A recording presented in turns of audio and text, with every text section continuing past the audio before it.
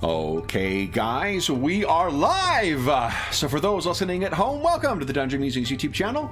My name is Kevin Madison, and I'll be your friendly lore master today, because today we are returning to a old favorite on the channel, and that is Jackals, Bronze Age Fantasy Roleplaying, a game written by our buddy JM, or John Matthew DeFogie.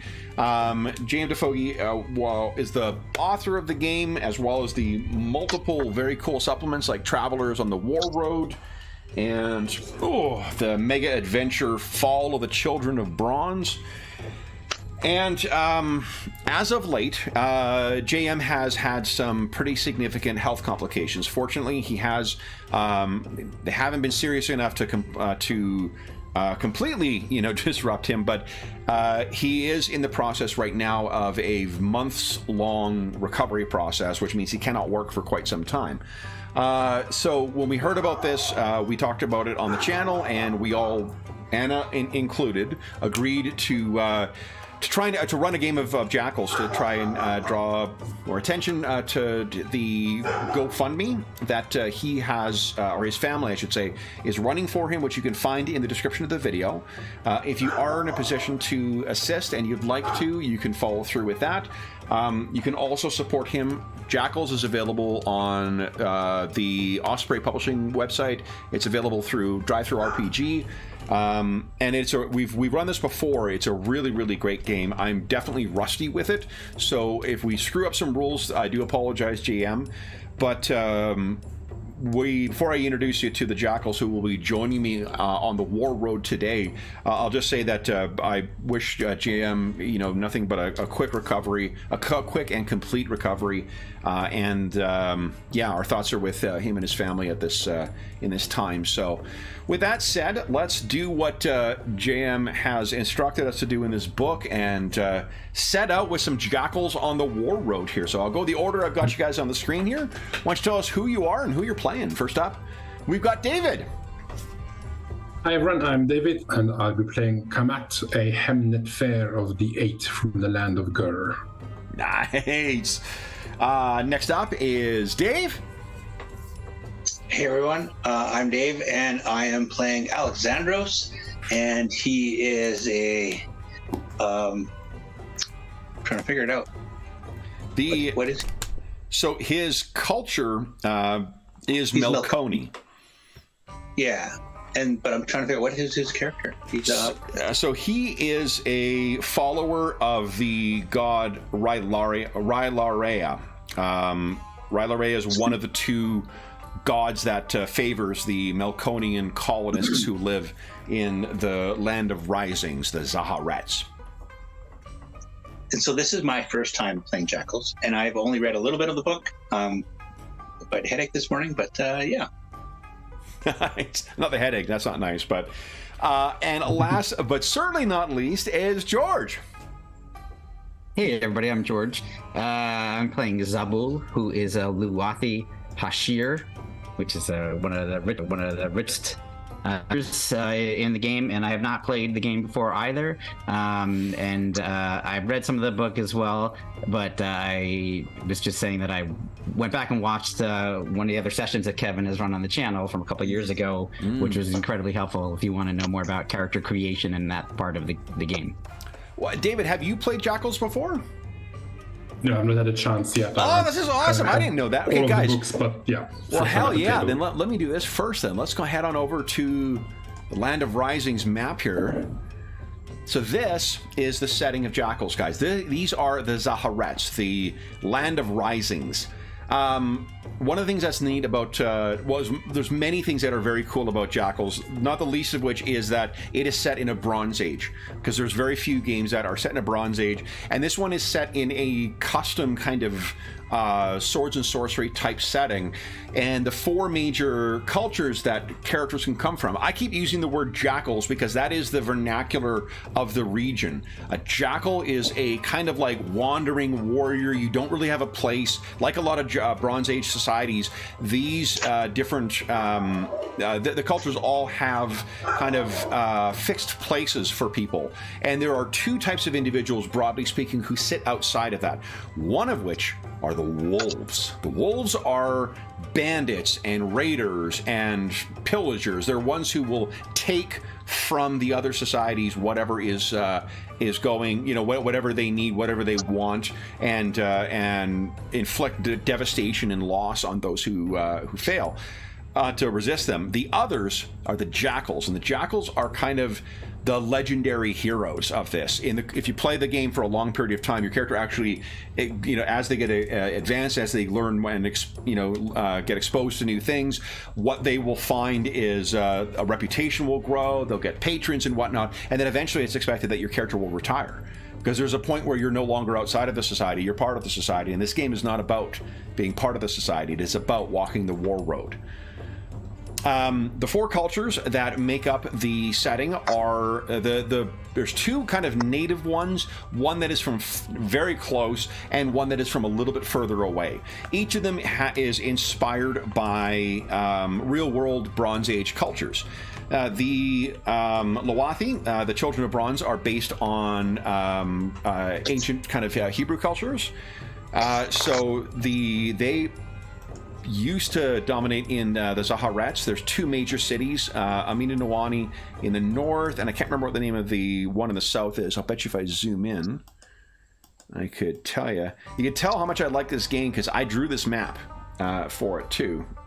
I was going to mention that. This is not the map from the book you will find. Yeah, this is the one that I drew because not because the one in the map in the book is not good. It's just that I wanted to have one of my own, and I like drawing maps for my when I play settings. You've drawn a map for so many of the different games we have played. Yeah, in fact, I have a giant one. Do you remember the ones? I think I drew 2 fucking maps for Rollmaster, which we played for like 6 weeks. In any event, one of the Sentem is down here. I mean, Nawani is up in the north. They are. There is in the backstory. There's another civilization of kind of monstrous things that I can't remember the name offhand, and I won't guess at it. But they have recently there's like a rebellion that recently drove them out and across the what do you call it, Ahula Asa, the mountains in the center. The other local one are the Trauj. The Trauj are kind of like Bedouin. They are the desert dwellers, but they also have a really interesting connection with the supernatural and the legacy of that kind of fallen and evil, culture. The Ger are your kind of ersatz Egyptians. And then there are the Melkoni, which are kind of ersatz classical Greece or classics age Greece. I mentioned that they are colonists because the Melkonian city-states are actually way up here off of the map, and for decades now they have been engaged in a vicious civil war with one another. So one of the ways that some Melkoni have come out is they've settled different colonies here. Crorila is the most significant here, and that had a kind of like a demigoddess who founded the city. So I'm thinking it's a goddess, maybe a god, but I think so. There are some other, lost civilizations that are written about in the core book, back in here, and expanded on in Fall of the Children of Bronze and in Travelers of the War Road. But that's really all you really need to know. The Jackals themselves, it's called the War Road because it's the sort of region where mercenaries or adventurers travel along the lengths of the Zaharets. There are, as befitting of a fantasy setting, tons of dungeons and ancient ruins and secrets and spirits and whatnot that exist. Each of the different cultures has two magical... The Dakan, thank you very much for that. The Dakan are and there's a variety of them. If you look at them, they all look really unique, but with a D&D eye, you can kind of see like, okay, that's kobolds, that's ogres, that's trolls and whatnot, but they're very, very cool. Like as an example, I'm a sucker for gnolls, and their versions of gnolls. Where are they here? Orticon. Gnoll joke, Kev. They're gnoll joke. Like, look at that. The Orticon. That is No joke. I knew you'd have these. And then there is, like, for instance, also the ogre equivalent, the Mavakan. He's no joke too. And the... That's awesome. There we go. Trolls. Awesome. Yeah. That's a jackal in his hand there. Yeah, great. That's great. Yeah, so they are... the setting is high fantasy in the sense there's lots of magic. Each of the different cultures has a very different kind of magic. They are... And it's just a neat... it's a really neat way of kind of playing in the Bronze Age without having to feel like you're doing research. Because if you get shit wrong in here, it doesn't feel like you're invalid. You fucked up in some way or got something wrong. So it's a really cool game. The dice mechanics in the game are all percentile based. You have fate points, but I do have a rule, there you go guys, for how you use your fate points. You also have traits. And those come into play because if you have a trait that would apply to something you're trying to do, you get to roll an extra d10. So you see you've got cultural traits and you have other traits. They apply to some apply to specific skills. Some apply more generally. Anything where a trait would apply, when you make your D100 roll, you can roll an extra D10 and use the better or your choice of the two tens digits. Wait, no, sorry. Or the ones digit. For the ones digit, I got it backwards. Yeah. Okay. The reason that's important is I think doubles matter for crits, don't they? Crits and fumbles, yes. Yeah. Okay. And then there is also, each of you will have a cultural benefit, and the cultural virtue can be drawn on once per session. To positively affect the outcome. It can turn a failure into a success or a success into a critical. So each of you has, I think, Zabul, yours is... Secret of Knowledge. Yeah. So these are broadly phrased and intended for you to kind of take advantage of once per session. So if you can reasonably justify how that might apply to the circumstances, you get it. Other than that, that's it. There's one other thing that'll come up in combat, but we'll deal with that in combat. Because combat has a little bit of complexity to it, but it's very interesting. There's going to be combat stuff? Shocking. Can I say one quick thing about the game too? Of course. Setting wise, I mean. Yeah. I'm fascinated with the Bronze Age. I'm not an academic in any way, nor did I study it in any kind of formal way either. I just love the era and think it's really cool, but I've never seen it done as in a way that I like to play in as an RPG. And I have RuneQuest going back to the original edition through the most current edition, and it's really cool and etc. It's got its own thing, but it's very much its own, it's inspired by, but very much its own kind of made up universe. That's really cool. And then, there's GURPS and there's other things to do it, but I think this was a really cool use of real history, but then kind of, bringing it to a sword and sorcery feel. Yeah. So you can start play with like a basic idea, like, oh, these are sort of the Greeks, or these are sort of the, whatever culture it might be, but they're not supposed to be taken to be who that is. So it's not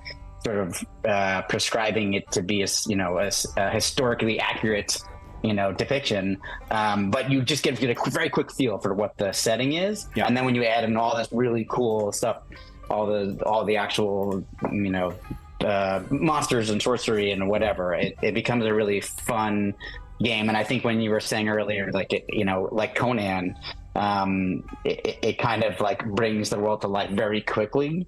So you can jump into it without a lot of, feeling like you have to then now watch 14 YouTube videos on the history of the Bronze Age. And, it's that kind of thing. A recent, relatively recent source book that I really love is Mythic Babylon for the Mithras RPG, and it's an amazing product. But this is a lot more a lot more freeing to run than what Mythic Babylon is. Not to say that Mythic Babylon isn't a great product, it's that there's certainly ways where you would obviously not be portraying Babylon if I had made changes to it or whatever else, whereas because this is a fictional setting, you're not restricted by that whatsoever. If you change things or whatever else, you're not getting it wrong, you're just, you know, so that is a lot more, as you said, a lot more liberating. So with that in mind, let's see if our jackals truly can be liberated. Guys, David and Dave, any other comments, before we transition into the actual game? I just really like the level of, as George said, it feels very lived in as just reading the book, because there's a lot of real world research. So my character is a Hemnetjer, because I'm reading a book on ancient Egyptian civilization right now. It's an actual term used in the Middle Kingdom for priests in Egypt, and it's in the book. There's a lot of enough real world influences to make it very lived in without then overburdening you with, you got your 18th and your 17th dynasties mixed up. It's the plot doesn't make sense anymore. So it's very sort of the right balance of educational but fun to run and fun to play in, hopefully. Nice. That's cool. I didn't know that. All right. Dave? Yeah, I did take some ancient history in university as electives, because I just love that era. And so I find, Greek, Egyptian, all kinds of, the Middle Eastern area. There's lots of fascinating cultures. And yeah, so this is, when you mentioned doing this, I was like, yeah, I totally want to do this. So I'm actually away visiting family right now, and I told them, sorry guys, I got a game to play. They're like, what? That's awesome. I'll drive to visit you, but you got to give me a couple hours to play a game. All right. So with that in mind, our scene opens in the northern regions of the of the Land of Risings. We see a small Melkoni village. And approaching it, 4 strangers. Our strangers are dressed in at least 3 cases very differently from the inhabitants of this village. And the final one, while sharing a culture with the others, clearly a much more, someone of much greater means. The amount of bronze that went in to the shining breastplate, the dazzling and beautifully decorated shield, the helmet with the horsehair plume on top. Clearly, these are not people coming to join the farmers and herders and woodsmen that inhabit this village.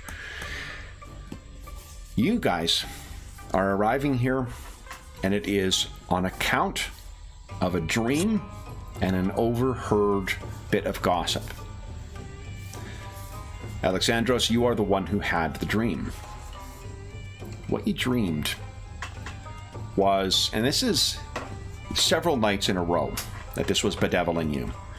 You dreamed of a cedar forest, towering, aromatic trees looming over you. And in that crooked and bent way that cedar trees can grow, not the clean lines of a fir or another kind of or the, what do you call it, the symmetry of an oak. This is a twisted forest full of twisted trees. And you dreamed of a cavern. This cavern was unlike any you had seen. Open from the earth underneath that twisted forest, you could see flashes of light. Why would lightning strike beneath the ground? And who would build columns that might line the grandest temples in Crorila? And whose massive hammer strikes metal beneath that hill? After 3 nights of dreaming of this, what you overheard is, you heard the tale of a woman whose son returned to her.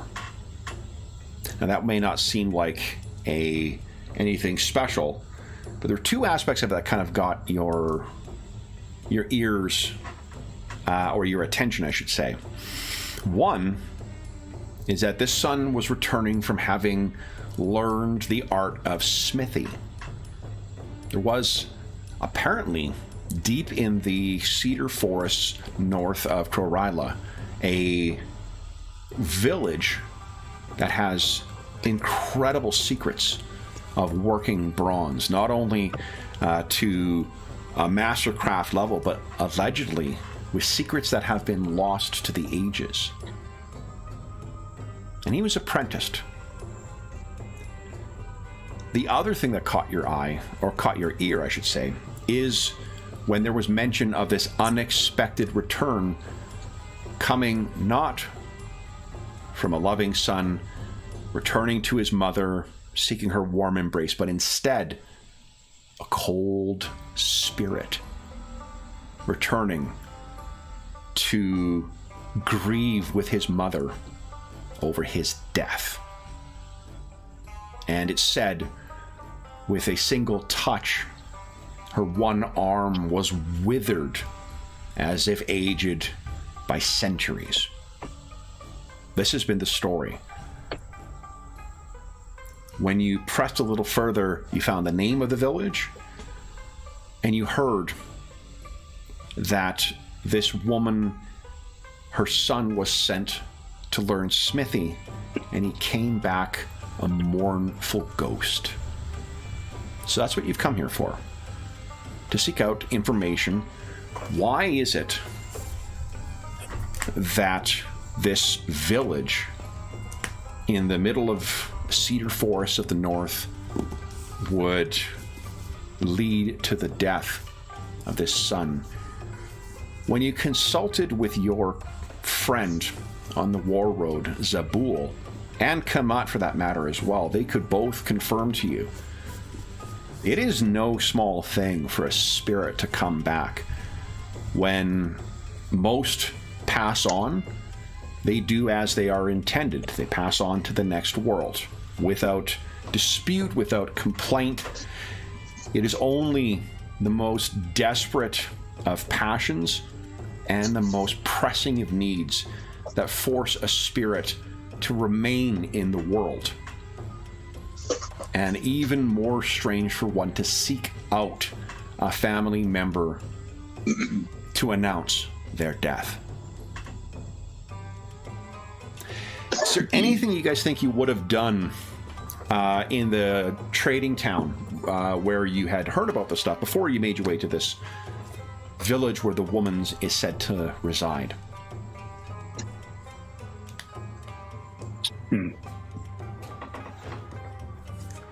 Do we know much about ghosts or people that have come back from the dead? Because I have some abilities granted to be my goddess, but none of the things that you talked about seems anything like the realm of knowledge I would have. Either Kamat in particular. So Kamat, you can give us an ancient lore check. This is ancient lore is the Cthulhu mythos of Jackals, basically. 99. It is a fumble. We're getting the critical fails going right away. Turns out Kamat is actually that ghost, and we're done the session. So, guys, I hope you enjoyed our time with 2-minute cinema. What you both Kamat and Zabul could tell you is, like I said, the ghosts, they can be malicious, they can be senseless, they can come in all sorts of different varieties. What they are is utterly unnatural, and if it is indeed the case that the son went off somewhere and then died, for his spirit to come all the way back here and to meet with his mother, that is a bit unusual. And with some power to wither her body? That is not unusual. That is sort of That's kind of things that are not part of the those. natural cycle. Yeah, Kamat has some skill with summoning natural spirits that are of the natural world, but there are they in this setting they are called. Hold on here. There is a word for the undead that is much cooler and more thematic than undead. They are the lions. No, wait, that's not it. The Etema. The Etema are spirits of the dead, who for many reasons are unable or unwilling to pass on to the Silent Lands.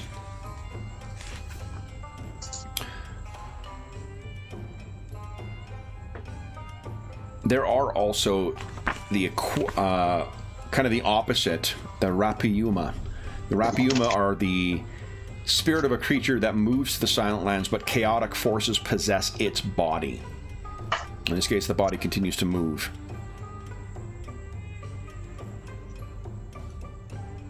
Oof.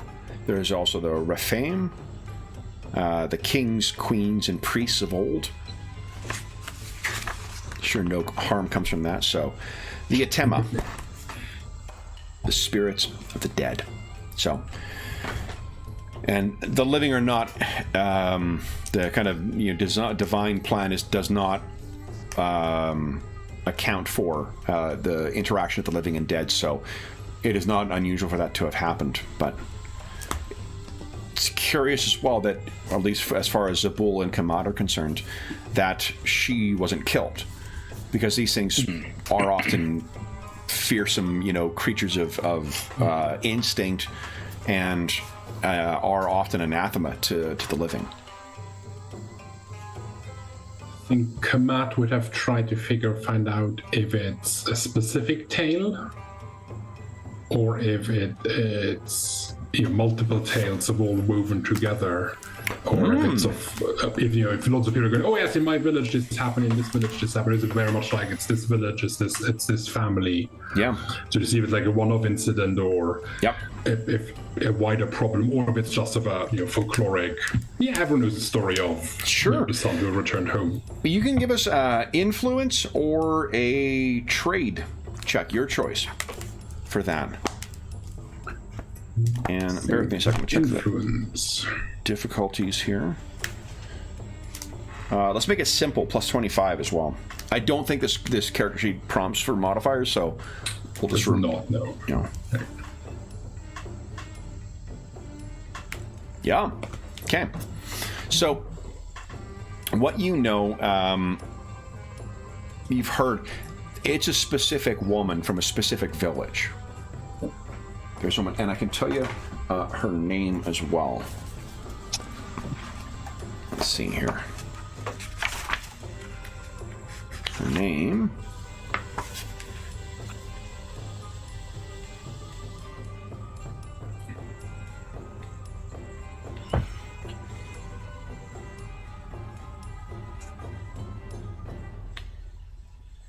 I'm going through and I'm like, okay, it's cool having a bunch of Greek names.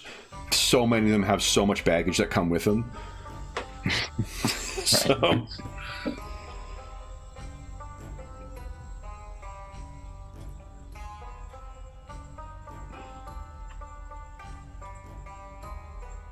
her name is Semele.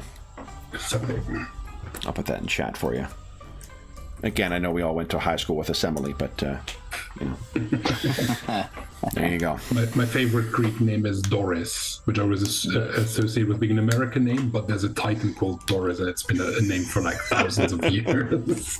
There's some like Irish names that are like that too, where it's just like, oh, come on, man. Like, it's not thematic whatsoever.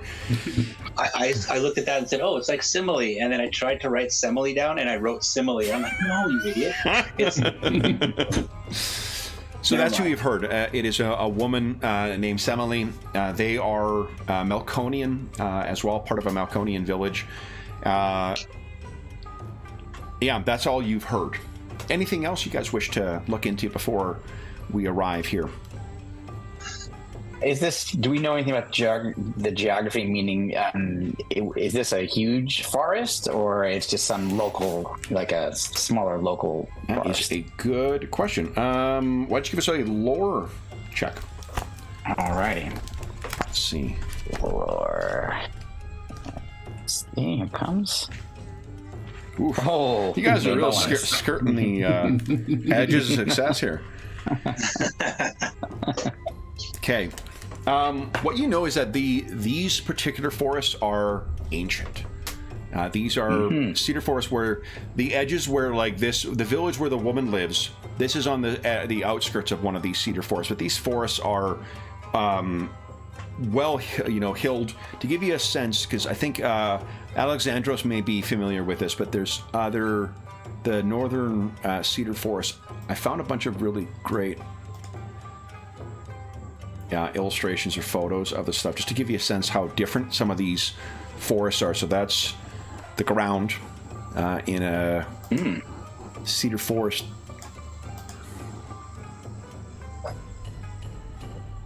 As well, with how mountainous it can be, and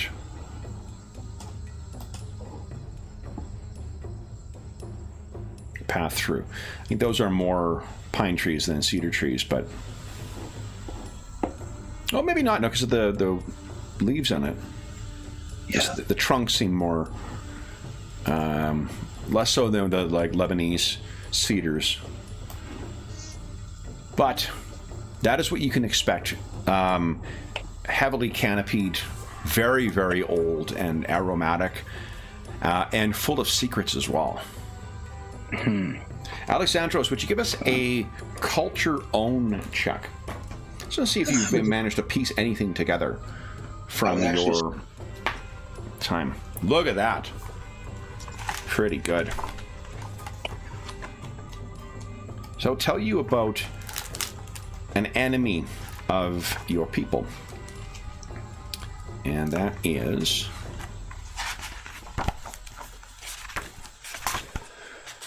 a creature called, nope, not that. I thought you were asking for an early mid-session break. No.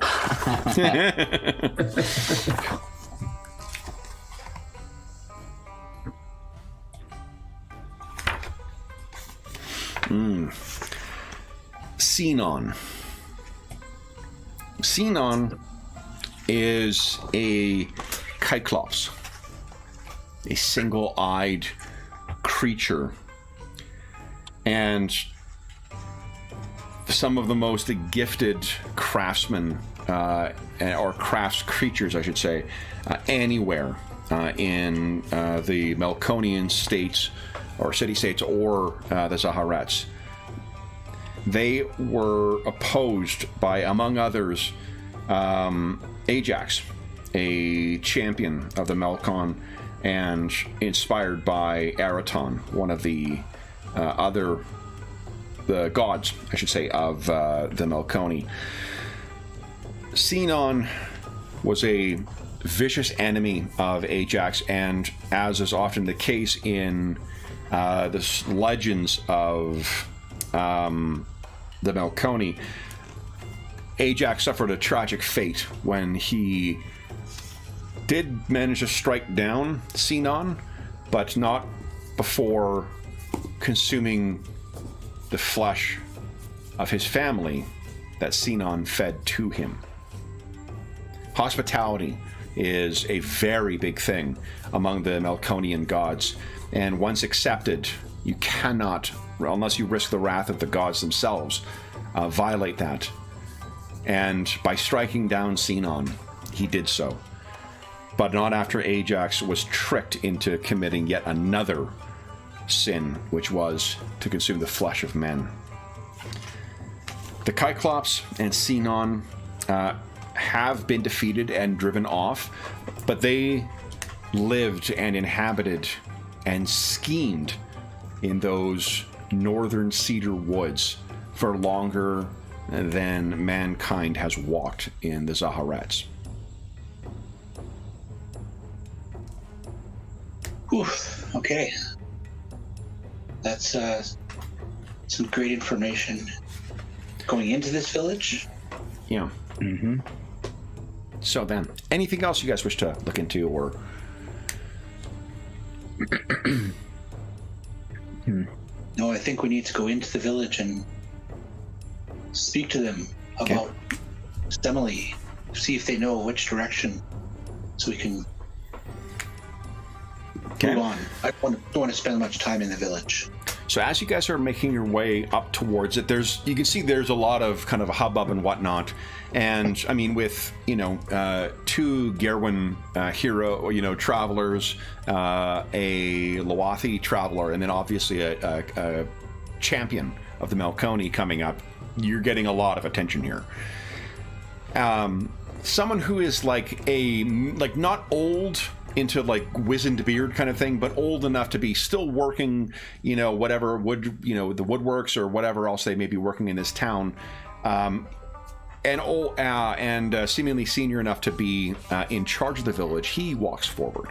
You can see he's, from the dirt on him and whatnot, he likely has been pulled away from whatever work he was doing, and he walks up towards you and, hail travelers, what brings you to our village?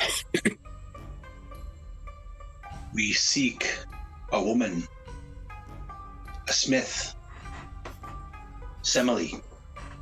We hear that she resides underground nearby, perhaps in the woods somewhere near. He looks at you confused. We have a woman named Semele who lives here, traveler, but... And he looks over and you can see there's a woman who is walking over, looks to be probably in her maybe like late 40s, and her one arm is completely wrapped up in a linen bandage of some kind, and the way she carries it, you can tell that it's lame. It looks much thinner, and her eyes kind of open up, and there's kind of muttering amongst the village. Oh, Semele.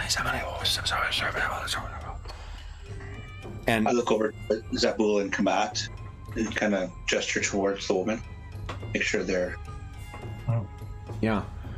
She looks over. Her hair is, I mean, she looks like she could be any one of these other villagers.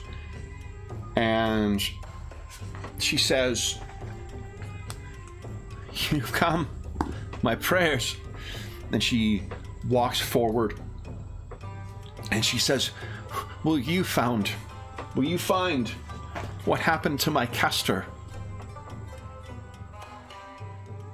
Your son? Yes, my son. He came to me. He came to me in the night, in the woods. And you can hear there's a Zabul and Kamat, because I think you're not having the attention on you. You can hear muttering around about like curses and, you know, doesn't seem like not everyone seems to be fully in support of this woman, I guess would be a way of putting it. Are they curses like they're cursing her, or they're like warding away evil spirits? I think this there's sort of happening? Well, why don't you give us a perception check, please? Perception. Okay, here we go. Nice. No. So I would have made that at simple, so it would have been 80 you're rolling again, so that's a success. Cool. Yeah, so they're talking about her being cursed, you know. That seems to be the gist of what they're mentioning. Okay, cool. I think Alexandros looks around at all the, you know, the crowd's kind of slowly moving in and people are having little side conversations, and he's like, "This is not about most of you. Go back to your work. Your sheep and your fields need to be tended to. Okay. I will speak with him. We'll speak with her." You can go ahead and give us an influence check. And remember to take a look at your traits as well, because if you have a trait that it would apply, you can roll that. Yeah. I think he was trying to be intimidating, so that may be his grave countenance trait. Yeah. Oh, yeah. So go ahead and give us an influence check, and then roll a D10. And you can sub that in for the one stitch it. It's a pretty good roll. Come on, 5. Nah. Okay. That is still more than sufficient for everyone to kind of, you know, scatter. You guys have been around Alexandros when he uses his, dad voice, and it's very effective here. The headman, however, does not shirk, and he says, "Jackals, if you wish to speak to Semele in private, please use my quarters. Use my house." And she kind of smiles. "Thank you, Zephyros." Zephyros, would you like to be in attendance? I give you that respect because of your position here in town. His eyes open, and he looks at Semele, and she says, "You would be welcome. You know I speak the truth." And I will join you. Thank you. That's what I was thinking, actually. I'm like, Alexandros is like, she needs a voice to support her within the village, and the headman is probably the right one. Yeah. So the lot of you go in, and then Zephyros's wife has wine for you and whatnot. Go ahead, George. Can I do one thing? Before we walk in, can I just? I want to just check around to see if anybody sort of lingered to watch us, to see if we were there. Yeah. I think to see what we were doing. Sure. Let's make it a contested roll. See if anyone is sneaking up on you. I assume I'm doing a perception. You are doing a perception check, yeah, and then oh yeah, right. And there's that matrix that we see in a lot of So there's that matrix, but it wasn't a crit fail because we remember it's not a crit fail. Yeah, if they but it was definitely failure. Yeah, but if they crit fail, then your fail beats their crit fail. That's right. I forgot about that. Yeah. You could spend a fate point to reroll. Oh yes, you could. Yeah. I can. I feel like I don't get one fate point. You know what? We've got some time. Let's live large today. It's a one shot. It's in support of the author. Let's have 3 fate points for today. Oh, fantastic! Yeah. All right. Well, then, yes, I will immediately spend a fate point to re-roll my perception. Here we go. And the fates are definitely getting better. Now, two things to remember. You could use your cultural virtue to get a failure into a success. And your the 10 digits. You're kind of. I know. Well, that's yeah. I hate to say it, I actually rolled a critical failure. I rolled 55. Oh. Okay. So there does appear to be 2 younger guys. They look like they're barely old enough to start like hunting or whatever else, which means they're at that age where they don't have a lot of responsibility at their actual jobs, and they're old enough to be able to want to cause trouble. They seem to be lurking around, and they're seemingly going to try and like sneak up beside the house and listen in. Okay, so I'm gonna attempt to make it seem like I don't see them. But either way, what I'm going to do is I will, we carry as a hashir, we carry these staffs that are like bronze tipped, and I'm kind of like take a knee with the staff, and I'll raise my hand and say a prayer to Alwayne, a blessing on this village. Yep. That nothing, no spirits of darkness will harm anyone while the Lord of Law brings his protection here. As if I'm just saying this anyway, and I don't know anybody's watching us. And then I'm going to hit in, and as I do, I will let Alexandros then come out and know that there's 2 people kind of interested in what we're doing and maybe listening in, just FYI. What is Zabul's perform? So so my perform is pretty good. I have a 71. Give us one a of the reasons check, please. Okay, cool. Yeah, this will be simple as well. Right. Okay, cool. Thank God it was simple. Oh yeah, because right, because it's 96 then. All right, so they sort of look at one another, and then you see out of the corner of your eye that they make their way away from here. They're not going to be listening anymore. Okay, cool. And I just want to point out that one of the reasons I even thought to do something like that was that because it's not a class-based system, I was looking at all the skills that I happen to be good at, and you were mentioning in the previous session with Jeff and Arlen that the game accounts for you being really good at certain things and not great at other things, and then the team kind of fills in all the gaps. So I was like, I'm good at perform, but you figured out that that's what I was doing, which was cool. So it's not our first time to the rodeo. Yeah, exactly. So, but that's what I like about the game. Like, that's like an interesting thing that you'd normally be like, perform. Who cares? Yeah. You know, who cares? Well, the neat thing with these, there's a relatively small skill list as well too, and it's like other BRP games where you tick it off when you use it. Because there's two kinds of advancements in the game too. You get the natural advancement you get in BRP stuff, and then you also get targeted advancements to target and advance certain areas that you specifically want to do. Yes. So if that influence check earlier was successful, you would typically check that off. Yep, exactly. And you can on the character sheets as well. When you successfully use things, tick it off, because is it when you succeed or when you fail? I think it's when you succeed, right? When you succeed, yes. And then at the end of the session, you can make a roll where you hope to fail, because if you fail, you get to improve it. And then you also get advancements on top of that you can specifically use to get like new virtues or to raise specific skills. It's a neat multifaceted advancement system instead of just relying on those skill checks.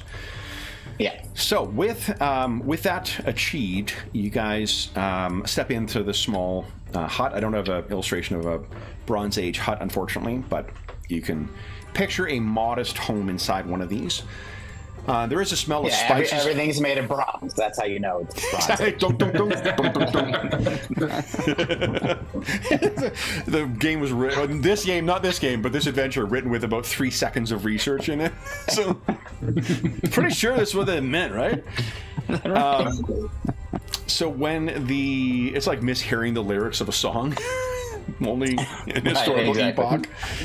What you would smell, though, is there would be a lot of because they would probably give you food for having traveled for a while too. So there would be baked bread, but in that kind of like a semi pita type thing, a flatbread.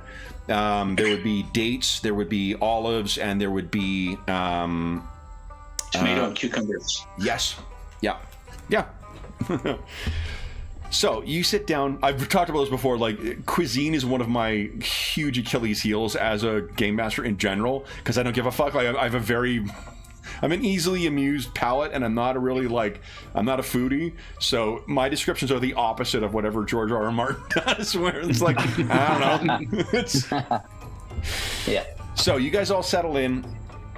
A little bit of food is brought before you, very meager, but then she sits and says, will you find Castor? My Castor? I have it written down here, but I can't read my fucking handwriting. Will you find my Castor? He shall.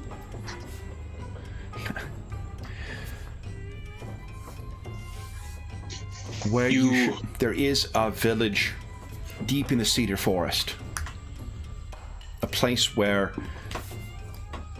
smiths of incredible quality, goods, gifts, and knowledge unlike anything else, they reside there, and they take on when they travel to other villages.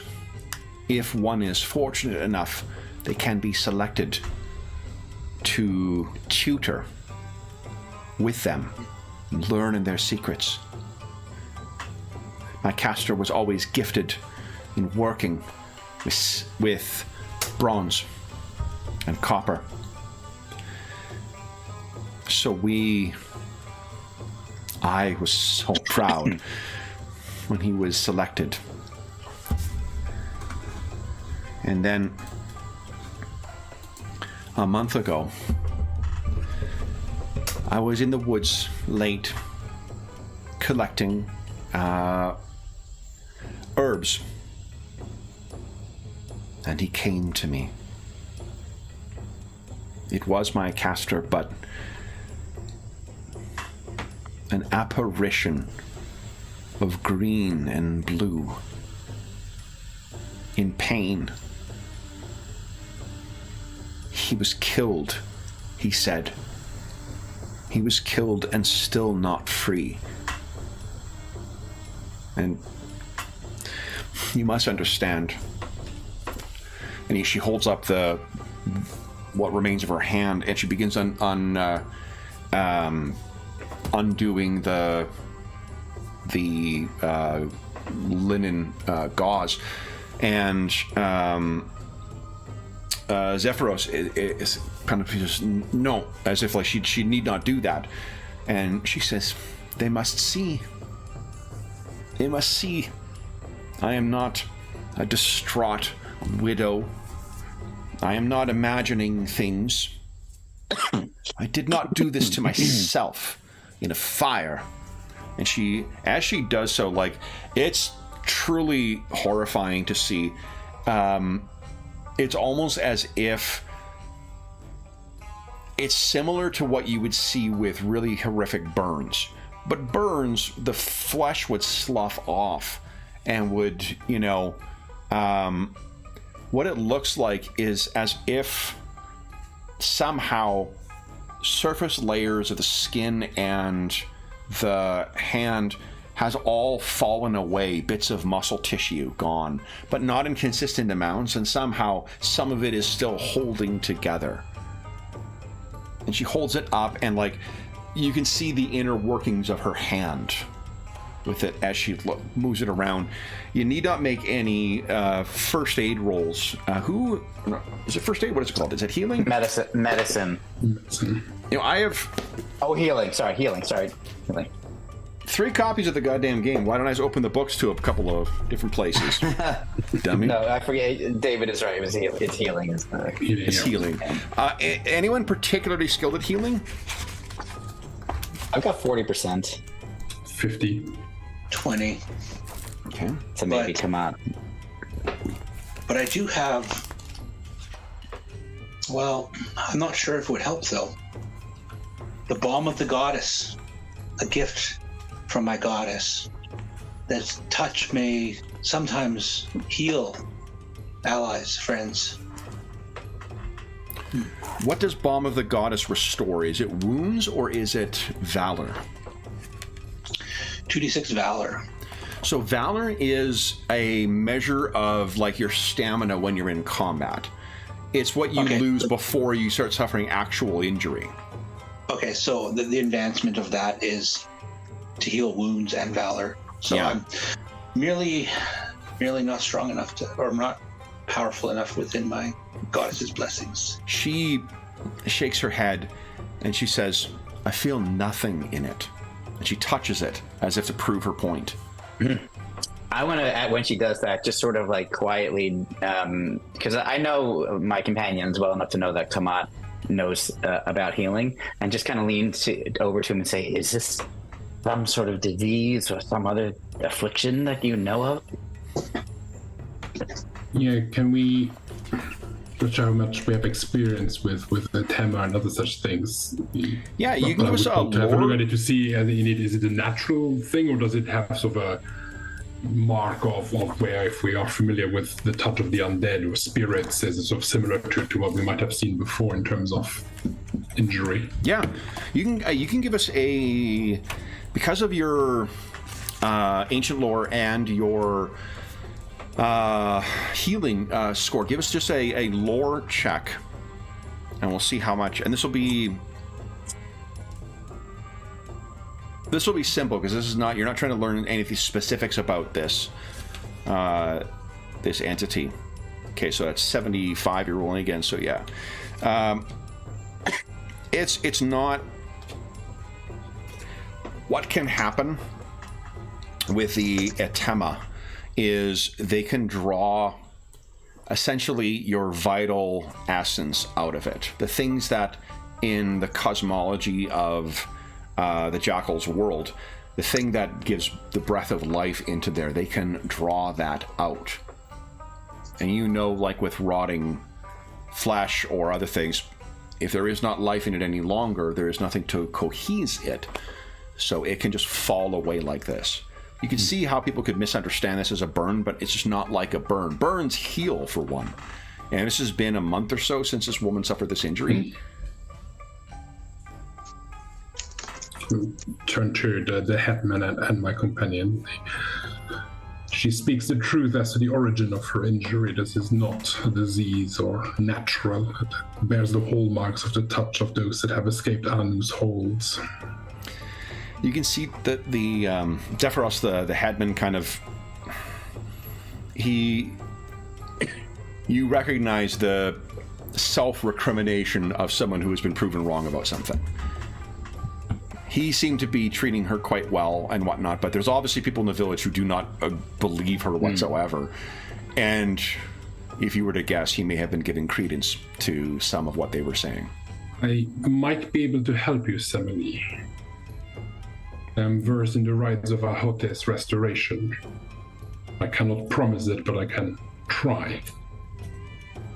She looks over, and he looks at you. Will your Garwin sorceries work on a Melkoni? Of course, yeah, they absolutely would. He's just being ignorant. My gods care not for your different names for things. If I beseech them, they will bestow their blessings upon us. Yeah, so she kind of looks over and she gestures the hand forward to you. Which rite are you thinking? I'm invoking Ahote's restoration, which does restore wounds or valor. Speaking of which, hold on. There is. You just made me think of something too. I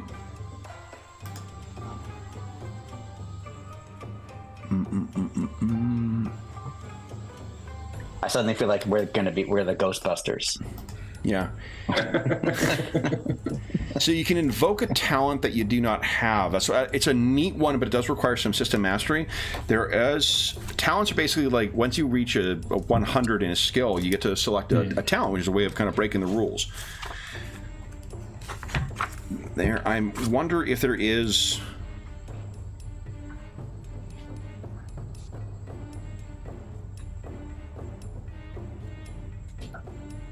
Yeah, because there are, under page 117, there are options for right talents. So you could spend fate points to gain those as well.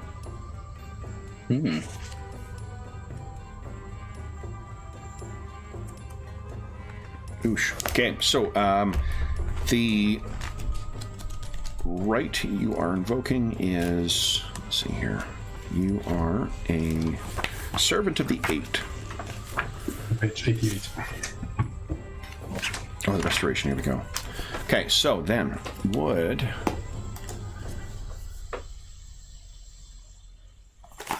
yeah, go ahead and give us a, what's your score in Servant of Ahote's restoration?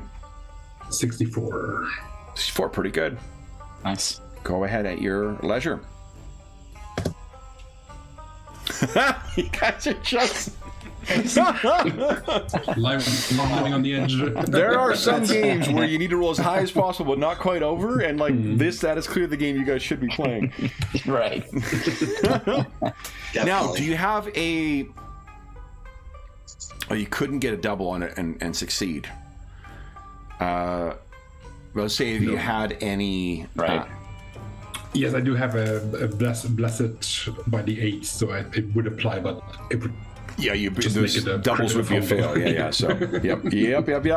All right. So then, at the start of next round, the target heals 1d6 wounds, and at the start of the following 2 rounds, 1d4 wounds and 1d4 wounds.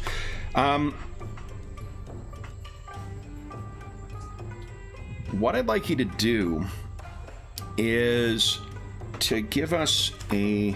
Let's see here. I'm gonna make sure I remember how you. Because I think you can test. Do you test attributes? There's always skills. Like you can't. These kind of games do normally times 5. I think it's normally just skills. I think that's right. But only skills. Okay, so then what I'd like you to do is give us a willpower defense, please.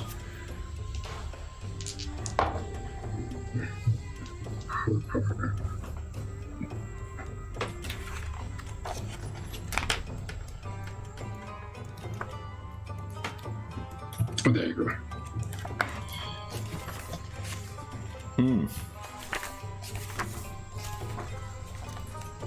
I would like to spend a fate point to reroll that. Got it. Go right ahead.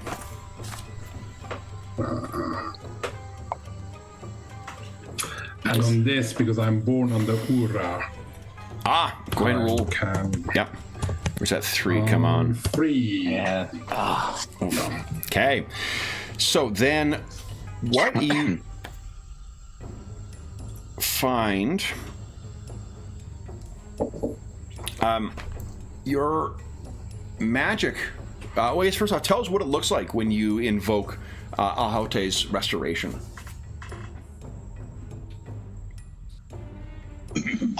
I think I would just be simple holding her arm, so between my hands, and then in Gerwin, intoning the right liturgy to Ahote, invoking how Ahote was divided into 8 when his enemies fell him, but then his friends and family gathered him back up and restored him to his rightful place. So drawing on each of these 8 elements, on each of Ahote's family to sort of, and on her family, to sort of invoke, and I think just be like glowing light between my hands where I hold her flesh.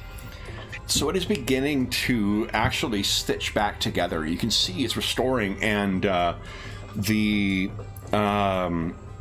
Zephyros, it just says, Gods of Melkon. And it is restoring, but then there is a twist of bluish green energy that she kind of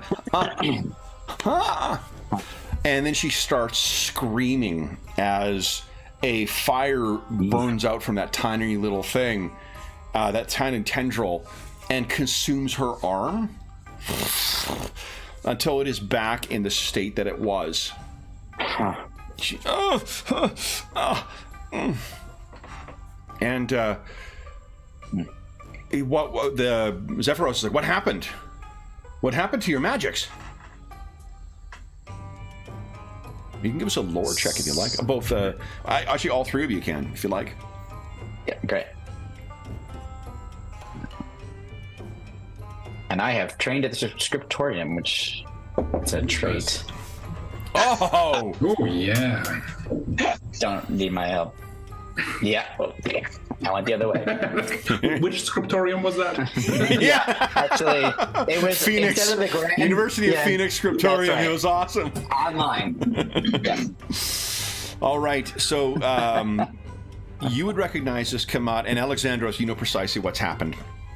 This is some kind of affliction, a curse on her.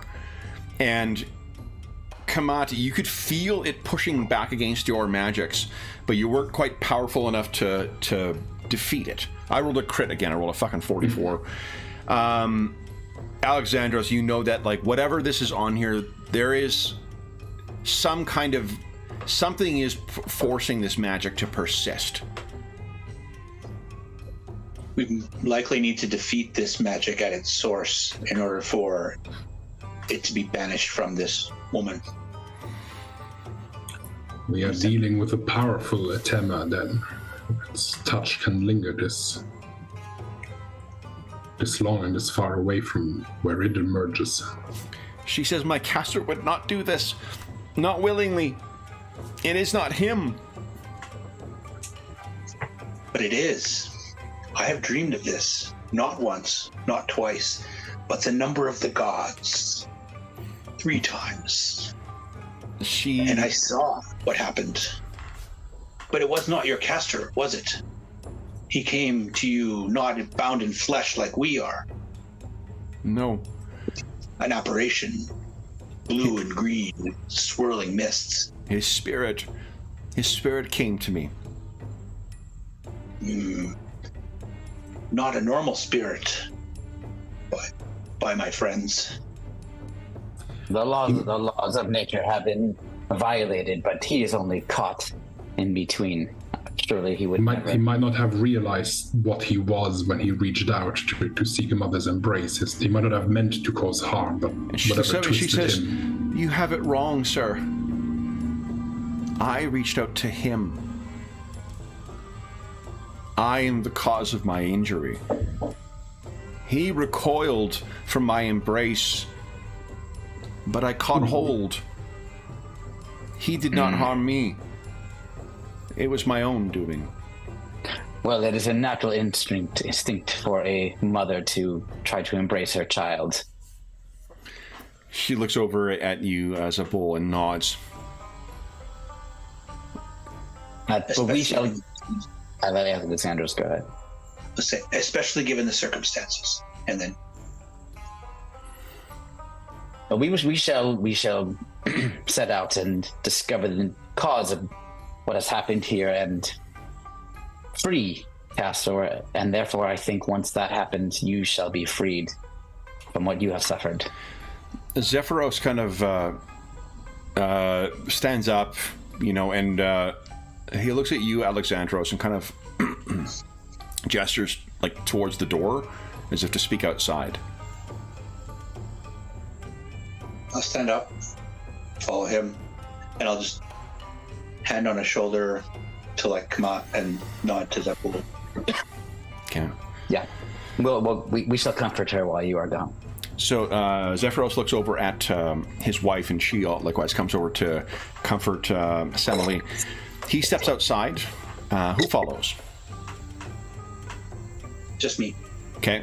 So Alexandros, you walk out, and he says, Master, I wish not to cause offense or to presume, but there is no bounty here. There is no reward. She is a poor widow.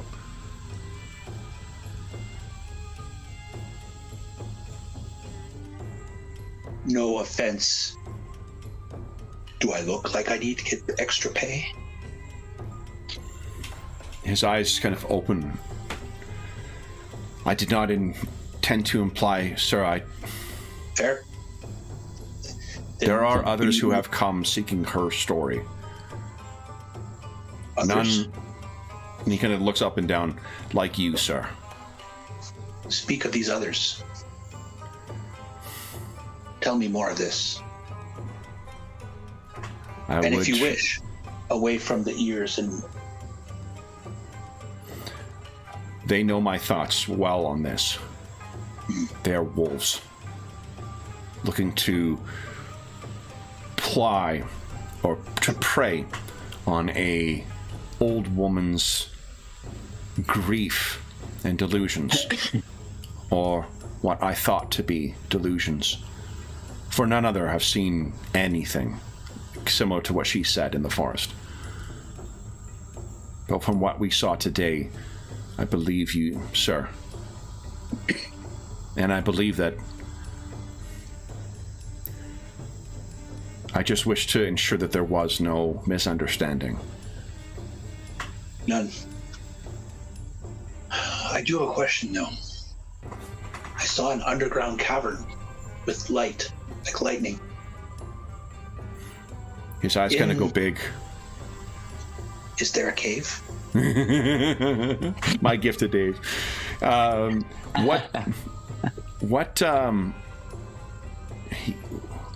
What did you see in the cave? Yes, is there one nearby, or Not here, sir. Near the Smiths, perhaps?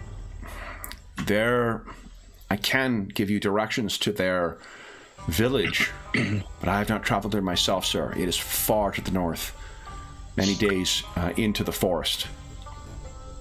What lies in their region, I cannot say. But you saw something. Did you hear anything? I didn't have my notepad out when you were telling me that dream, so I was like, oh, crap. A smith's hammer. A Smith's hammer. Yeah, that's right. That's why I made the connection with the Smiths. Yeah. Yeah. Smith's hammer, and there was flashes of lightning. Smith's hammer. Flashes of lightning. Underground. Gods of Melkon, protect us. You dream of the Cyclops.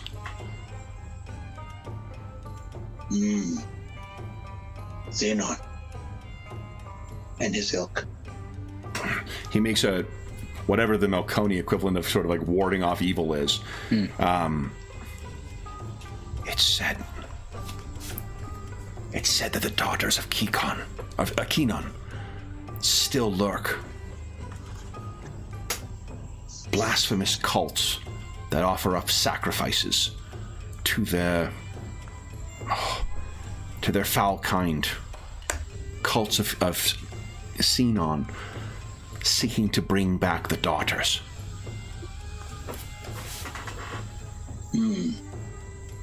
Have any gone missing from your village? Not but Castor. You might wish to keep them under careful eye. You think they would range so far south? Castor was selected. Castor went to them willingly. Look what happened to him. I suggest leave this to the Jackals, and fear not the wolves.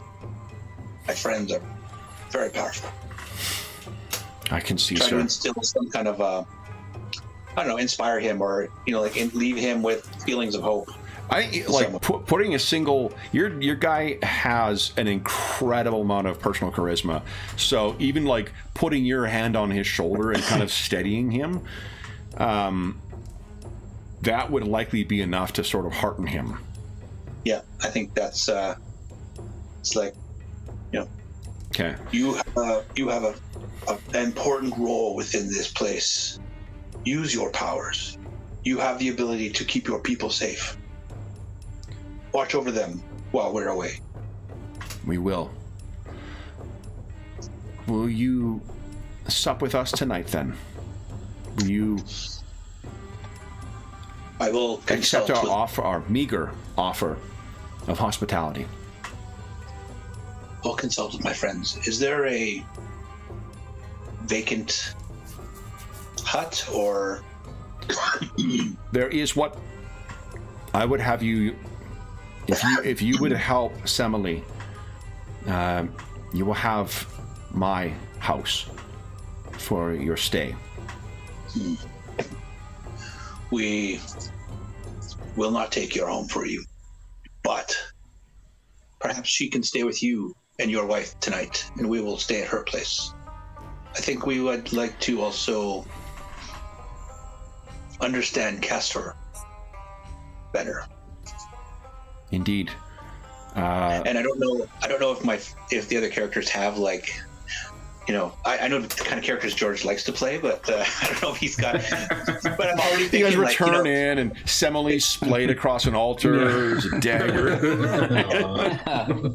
George, I think George wants to be there because he needs to, see the gods and the moons and the. You're not wrong, except for the Thurston part. So with I guess while Alexandros is speaking to Zephyros, Zabul and Kamat, is there anything you wish to do while you were alone with Semele? I'll just say, go ahead. Yeah, go ahead. Dave. Kamat would ask her more questions about what the apparition looked like, sounded like, anything she might remember, and would also probably ask if she could tell us or show us where it happened. There might be signs left behind of the Atema's presence if we go and have a look there. Yep, she could definitely do that. And of course, let Zabul do. He knows that Zabul has knowledge that is different from his tradition, so we'll happily let Zabul try and work his magic. And I think I'm more at the moment on this side of trying to, like I was saying, comfort her, and I would say something about something like. Alwayne brings the power of law. He will help us restore the law here as well. Do not worry. You will not be in pain of both kinds much longer. He's threatening her. He's threatening you. You're about to be put out in your misery. You tell the thing, pull out a dagger. So Bull pulls out a 45, pops a cap in her head. Holy How shit. do you feel now, bitch? The swirling eye on his hand. Yeah. So we'll assume that unless there's anything, Alexandros, you wish to say to Zephyros, he will return back inside. Zabul, Kamat, and Nabet will step outside. And you guys have an opportunity to speak amongst yourselves. Alexandros, you've been given directions to Semele's home. And Zephyros has assured you that they'll bring food and wine and anything you guys would need to make yourselves comfortable for the evening. I've made arrangements. We shall stay at Semele's home tonight, where Castor used to live. Not sure we'll find much there, but it's... always like to start at the source.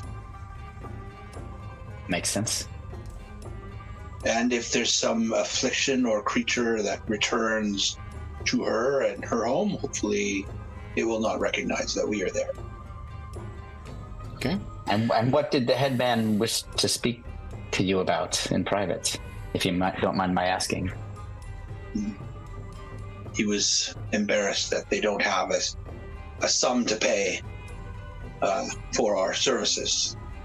And assured him we are doing this for a greater purpose. Yes. Very good. He also mentioned wolves. Wolves. I see. Something to look out for on the road, then. Mm-hmm. And do you tell us about the information you got about the village of the Smiths? Yeah, I'll let you know about the cult, the rise of the cult of Xenon, and trying the fear of sacrifices to bring back the daughters. This must be stopped. Yes. Agreed. Anything you learned inside while after I left? I just kind of turned to Kamat. Not much more than before. I think we should go and have a look at where she met Castor, or what passed for Castor. Okay. Okay. But her affliction, she's certainly cursed by a spirit beyond our understanding. Hopefully, dealing with the spirit will free her from the curse, but she'll have to find out. Well, we can spend the night in her hut and head out first light to the meeting and affliction location. And it was many days to the north, this village. Is that right? Or what was the distance? It's probably 2 or 3 days travel through the forest. Wait, we're going to go on a journey in one of Kevin's Shocking. games? Something is wrong. Sadly, we don't have time to say. There are some interesting travel rules in the game, and we're just not going to have time to take advantage of those, because I want to try and kill you a different way. I mean, I want you to have a lot of fun. Right. Okay. I want to use some clutch points. We appreciate that. So, Okay. So yeah, we'll head off to Semele's hut and sup and think and talk. And I don't know if you guys want to, if there's anything you can do in her hut that... I mean, the only thing I would want to do is just see if, I'm assuming, I guess we should have asked this, but I'm assuming that Castor had lived with her until he was called to be an apprentice of the Smiths. Yeah. So what I would want to do is just look at his belongings or whatever might be left of them if he did leave any behind, just to see if we notice anything out of the ordinary.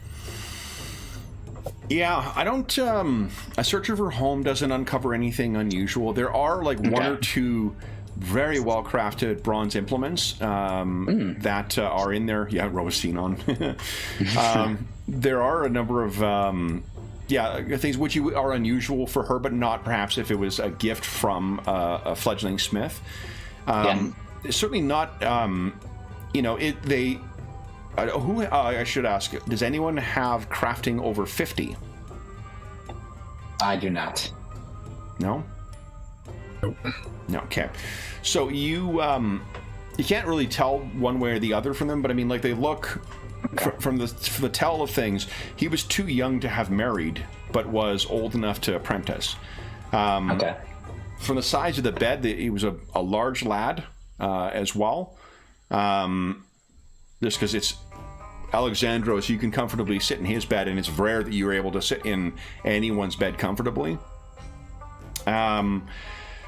The other thing, let me think, is there anything else that you need that you would know? Well, and I'll tell you what I specifically was looking for, just in case that's helpful. I just wanted to see if there was anything that would suggest that he had something to do prior to leaving with the cult of Sinon. No, nothing at all. Okay, that's what I hoped, so that's good. Do we know how long ago he left? It was, from now. So this event happened to her a little more than a month and a half ago, and then word kind of filtered down from it. But it was probably 6 months before that that this occurred. So fairly recent still. Yeah. He's not been like gone for years. Okay. No. She's not. He's not been seconded away forever. Cool. Well, I will disarm and remove my gear and settle in for a night's rest, so we can head out first light.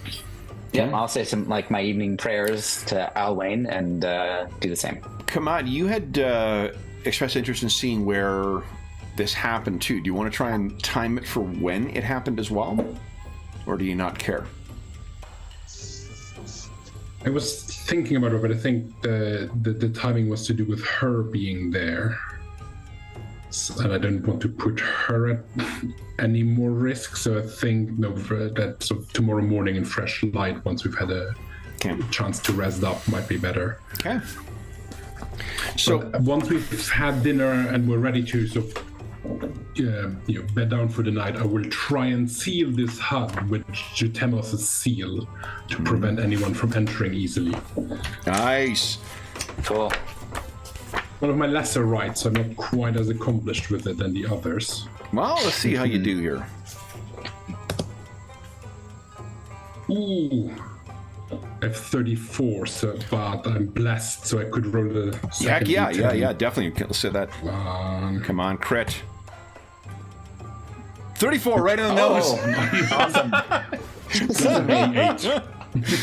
That's hilarious. Okay, then what do you think it looks like as you invoke that seal? I think that would be a simple, face the door, I invoke Jutemos, and then draw what would look very similar to an ancient hieroglyph, or set of hieroglyphs, sort of denoting a closing of gates. He is the keeper of knowledge. So probably look a little bit like a chest being closed, or like gates being closed. Oh, nice. So that is wonderful. And let's hear. Doesn't make it impossible to break in, but it requires an athletics check with a penalty equal to twice my devotion. Oh, wow. So minus 36. Yeah, so that's a big... Okay. So the door is sealed. You guys are safe in here, and I suspect that Alexandros... not because you're lazy or sleeping in or anything like that, but just because Zabul is likely an early riser. He is the one, or him stirring in Semele's hut is what awakens you. And you can still hear the ringing of that mallet in your ears. And you can still see the blinding flash of lightning under the earth. I'll tell the others. It persists. We shall end this. Then we're already at our midway point, so why don't we take our... we did start late as well, but or a little later, but yeah, let's take our mid-session break right now, and then we'll come back and have you guys... Before we leave, let me bring you into the Cedar Forest, though, so you know what to expect.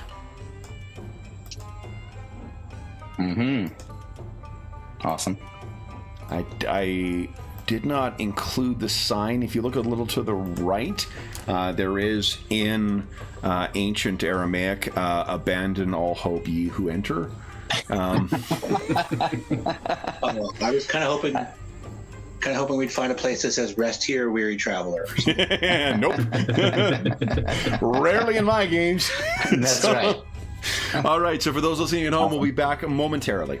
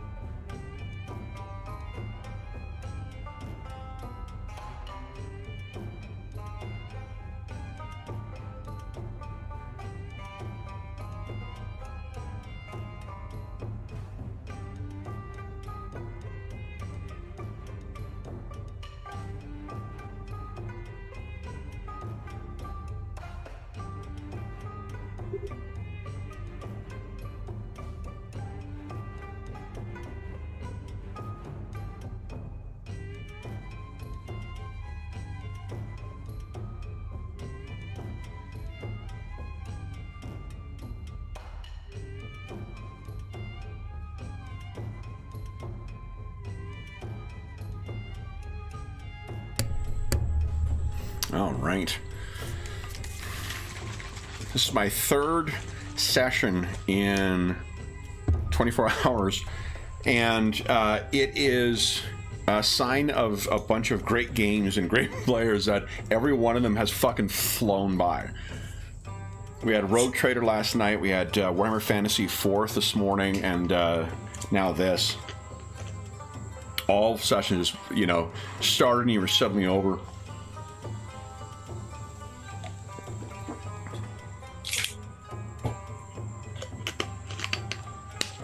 All right. Hi, everyone in chat, too.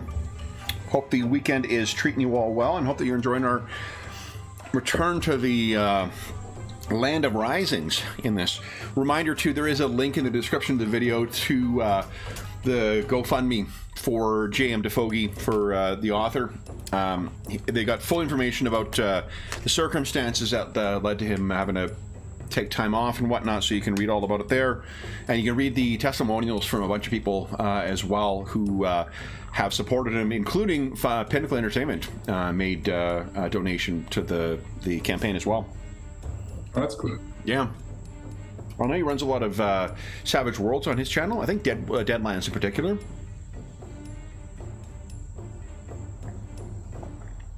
Yeah. Or did, I should say, before he got out to go.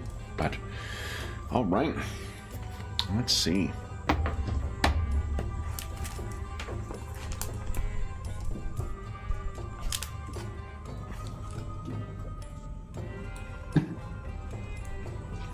I'll take a look at the travel rules too quickly and see if there is something quick we can indulge in here. Heck is it? The art in the rulebook too is just phenomenal. Yeah, and I really like the way they do the maps, especially in the adventure book, the overview maps of the dungeons or the villages. It's just a really cool art style. Yeah. For those listening at home, I'll show you. It's almost like the isometric maps from the old Ravenloft adventures and box sets. I love that stuff. Where is it here?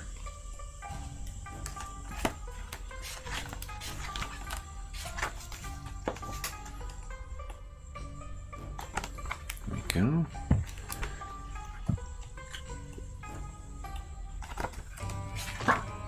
So that's the type of map that David was talking about.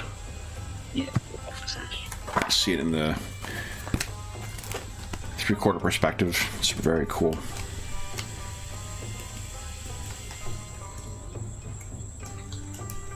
All right.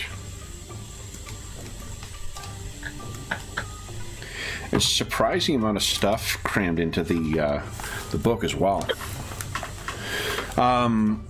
Yeah, with a full night's sleep, you got your devotion points back.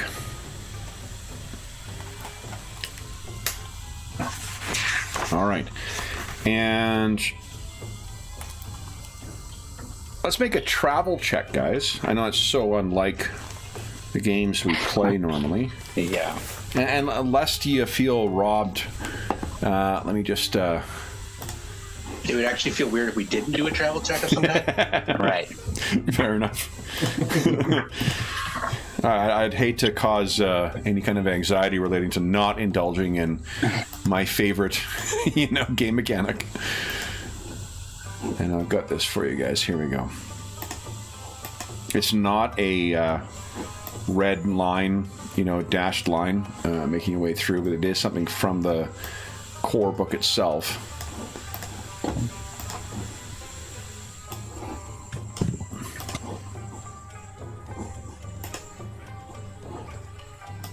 There we are. Traveling your way along. Oop. Boom. Let me grab you. There we go. So, would everyone... I guess first off, when you inspect the area, unless you've got a spell of some kind that you intend on using, come out. No, I don't have anything to... Okay. I mean... Is that bull? Oh, well, I'm not there, actually. Well... Yeah, you guys are all... you're kind of stopping off before you hit the road, as it were. The war road. I do. I have something. I have a ritual called See the Unseen. Ooh, okay. And that is probably what you would expect, but it allows me to see things that are hidden or invisible. Crazy. It actually makes ice cream. It's Makes ice cream. really some... And I get an option here depending on what god what flavor I get. yeah. Um, Bring me Rocky Road! Yep. And so what's interesting about the mechanics is that when you're outside of combat, I guess, and I'm verifying this, that you have to spend your clash points when you cast your spell. Yeah. No, because your clash points would regenerate just right away. Just my devotion. Anyway. Yeah. Okay, cool. So just my devotion points. So I think it's worth spending some. So I think I'm gonna attempt that. So what is my... What do I have in it? I have a 34%. So it's not great. Okay. But... I do have fate points left, so hidden doors, scripts, and the like. Yeah, just to see if there's any like runes that were carved into. If there's something special about this spot, like it had been a ritual place for some reason, just to be thorough. Okay, so go ahead and give us your... Let's see. Nope. I'm not gonna. I've got 2 fate points left. I know we're gonna get into some difficult territory, so I'm going to hold off on my fate points, and I'll just go with that and just see. I see nothing here beyond what we all see. What is your chance of success? Oh, sorry, it's only a 34. Oh, okay. Yeah. Okay, so you draw the invocation. Unfortunately, it isn't. It's not sufficient. Yeah. Then, and I think like it's one of the interesting things that Jam specifically has in it is that you roll once for something. You know, in a scene, you roll once and then that's it. So if there is a reroll or whatever else, it's triggered, but you're not like constantly trying to just fish for success, fish for failure. You find an outcome of a task resolution thing and you move on. Yeah, I like that. Speaking of moving on, I was thinking about that when I was prepping for the session, and like it's genuinely one of the bits of advice that has stuck with me through other games as well. Because some games, I think it's just easy to get in the habit of like, okay, give me another one, give me another this, give me another that, and it's like, okay, what are we doing here? How many stealth checks am I rolling tonight? Exactly. All right, buddy, fucking dial back the perception checks, okay? So would you each give us a survival check, please? Hold on, we've got to modify this with the difficulty of the terrain. Forest is difficult.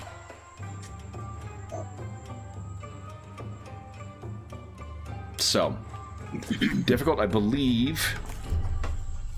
It's not minus 50, is it? Minus 25, I think. Oh yeah, right. Difficult isn't as. It's funny. We were playing Rogue Trader last night, and I had a reload soon. Okay, there we go. Every game has its own kind of nomenclature for like sizes and things like that. And there was a reference to a monster as being gargantuan. I'm like, holy fuck, this thing's huge. And then I looked at it. I'm like, oh no, that's like just above normal size because of the way the nomenclature worked. Same thing, difficult, I assume. I'm like, holy, this is going to be... Oh, no, it's only the first step towards difficulty. It's not 30 feet by 30 feet or 60 by 60? Exactly.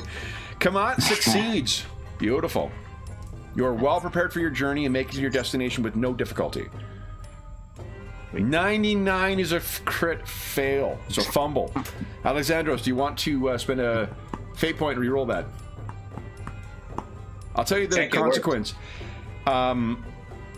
The trip is a slog for the character and extreme tax on their physical resources. The metal, you take damage to your metal, which will affect your valor. No, we'll have to use a fate point on that. Yeah. Come on. And then Zabul, if you could give us a survival check at minus 25, please. Okay, well, very unlikely I would make it anyway because I only have a 30, so I fail. Okay. But you didn't crit fail. And did not crit fail, Alexander's fails but doesn't crit fail, so there you go. It was more difficult. You suffer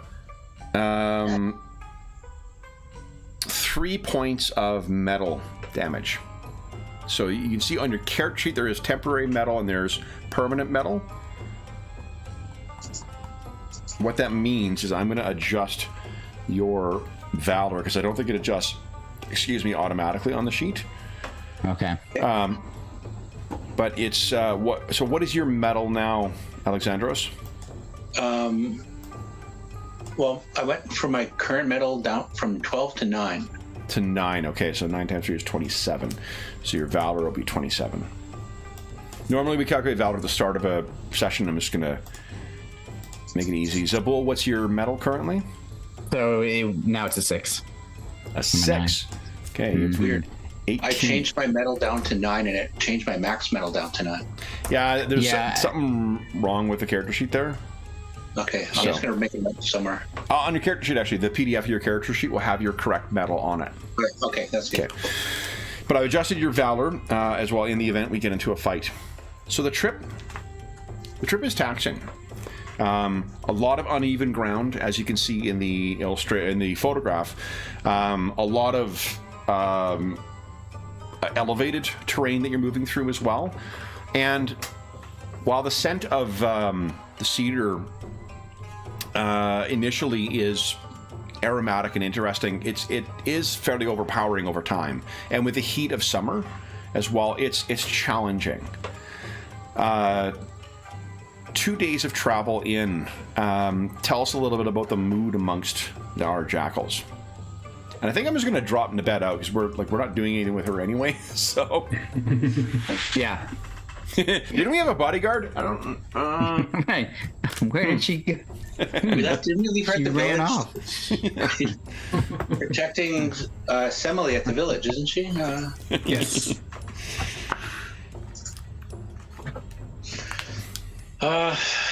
It is definitely a taxing trip, more so than I anticipated.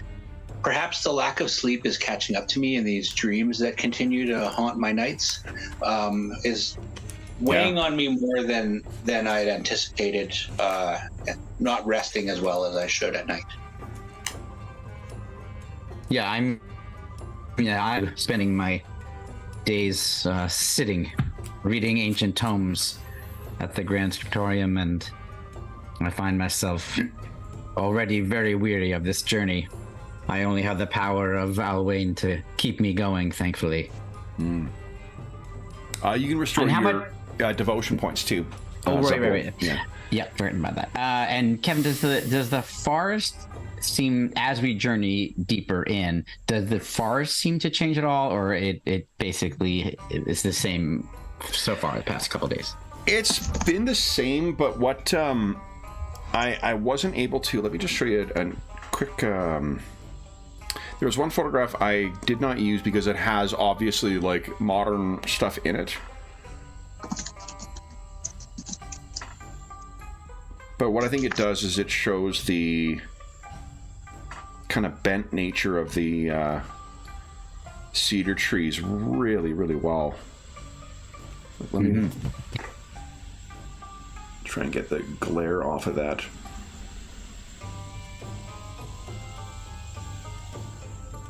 You see how twisted and Yeah.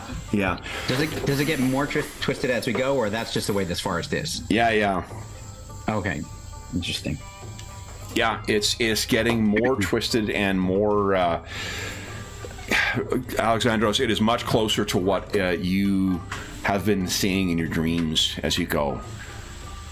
The cliffs are the slopes and the foothills are getting higher. The trees are getting more bent and warped, and you feel you're getting in the right direction. It is near the third day. You should be approaching the town sometime today. When you are passing like a winding bit of the road, let me see what I've got here for you. This is as we go, I'm just mentioning to my companions, like, I can sense the corruption here in this wood. It grows stronger as we travel. Would you each give us a perception A perception? Is that what you said? Okay. Perception roll. Okay. Says Anna. Okay, great. Yeah. Thanks, Anna. Always happy to help. Got it. Just made She it said again. good luck. Oh, she also reminded you that if you've got any traits that apply, remember to roll the extra 1 dice. Yeah. No one does? Nope. Okay. So we got 2 successes, and Alexandros in particular, that's a great roll. So Alexandros, perhaps it's because of your visions or whatnot, it's near the morning of the first day, you get up and you make your way over, and what you can see is in the dark bark. Honestly, George, feel free to steal any of this if you... No, this is great. I'm getting it all down. It sounds like I got a fucking stutter. I got a dark bark. The dark bark on here has been like completely bleached out in a symbol. And it is, Alexandros, you find this, and it is clear that something... You don't know this for certain, but you know that something has effectively killed part of this tree, and it is a mark that is within eyesight of your camp, in the sense that if you were there and you made the mark, you would be looking at your camp. Hark, a mark on the bark. Exactly. Is it a lark? Oh no. What is a park? We're not turning this into a Dr. Seuss or Sesame Street episode. So. Is it yet dark?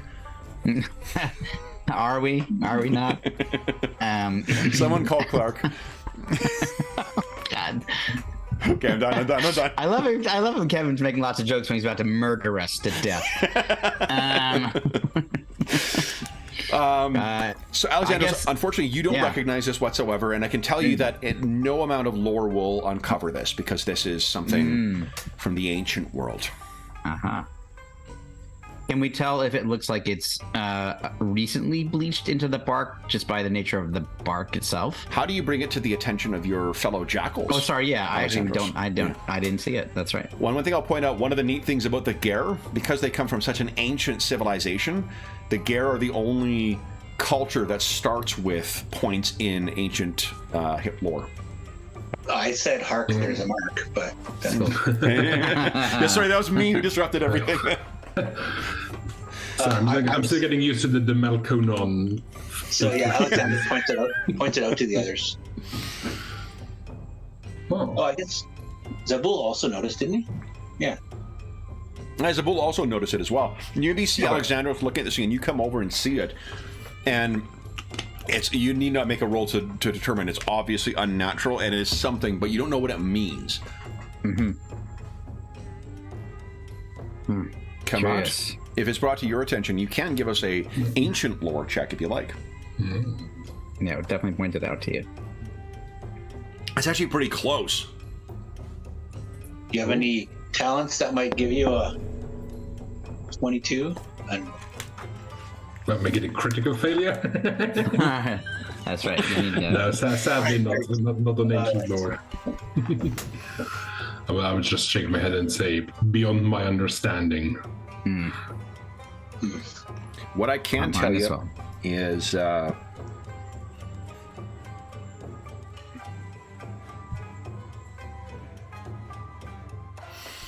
think that these, whatever this marking is I can tell you what it's not. It is not part of the Takan.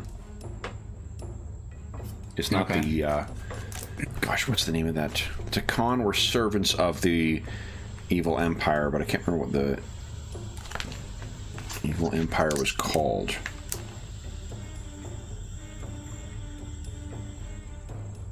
You call it the Empire of Ignorance? The Empire of Ignorance, the Kingdom of Ignorance. You refer to it as sorry? The Empire of Ignorance. Empire of Ignorance. I might be getting my settings mixed up. No, you could be. I'm just. I don't remember. Let's see here. I can. take a look in the Travelers on the War Road is a fantastic source book. Lots of extra information. Updating the setting to the events of Fall of the Children of Bronze. And I like this material that's written in the first person. Yeah.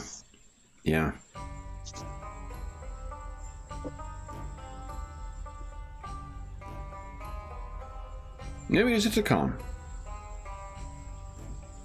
For some reason, I thought that there was another name. In any event, I'm getting lost in minutia here. Hardly the first time when I'm running a game, but so yeah, you know it is not related to the Tacon, but it is something ancient. So, as you guys are making your way through, I brought us over here just to give you an idea of just how in the middle of fucking nowhere you are at this point. You know, were there not a rough trail to follow, it would be very easy to get completely swallowed by the cedar forest. If 3 jackals die in the forest, does anybody know? Let's see. So it is something akin to this. At your making your way through this clearing. Why don't you each give us a perception check, please?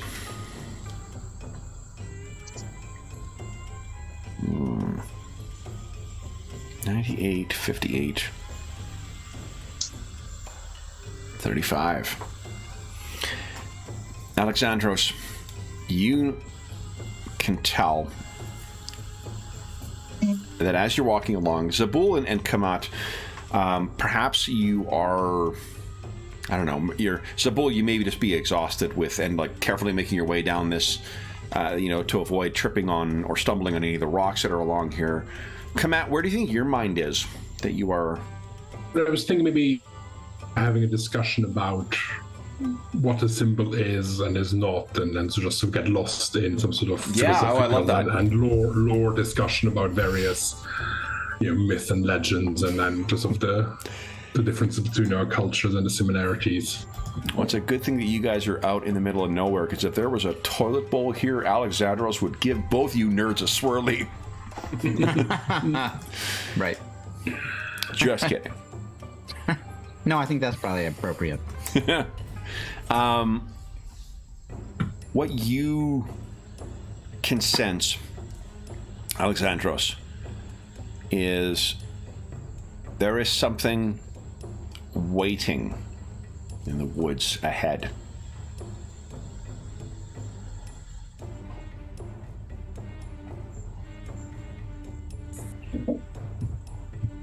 I genuinely still cannot see the character, the image for Debango, without hearing Sean's voice saying Debango. Yeah, that's good. I think Alexandros will immediately, if he senses there's something ahead in the woods, he'll mention that to the others, and whether he saw a little flick of light off of a piece of metal or just some movement that didn't look right. The trees are swaying, and all of a sudden the branches shake. It's like just without pointing, he'll describe where he saw it. Yeah. So doesn't want to give away that he knows. Okay. Why don't you give us a stealth check, Alexandros? You are actually pretty good at that, I think. Or maybe I'm thinking of... Not terrible. Not terrible, okay. Okay. So close. Okay. You want to fortune point that or fate point that? No. He's not as stealthy as he'd like to be, but... Okay. You hear from somewhere in there are 4 figures that come out from the bushes. And I'm not saying we're going to get in a scrap, but out of an abundance of caution. But they look really friendly. Yeah, really. Lost your way, traveler.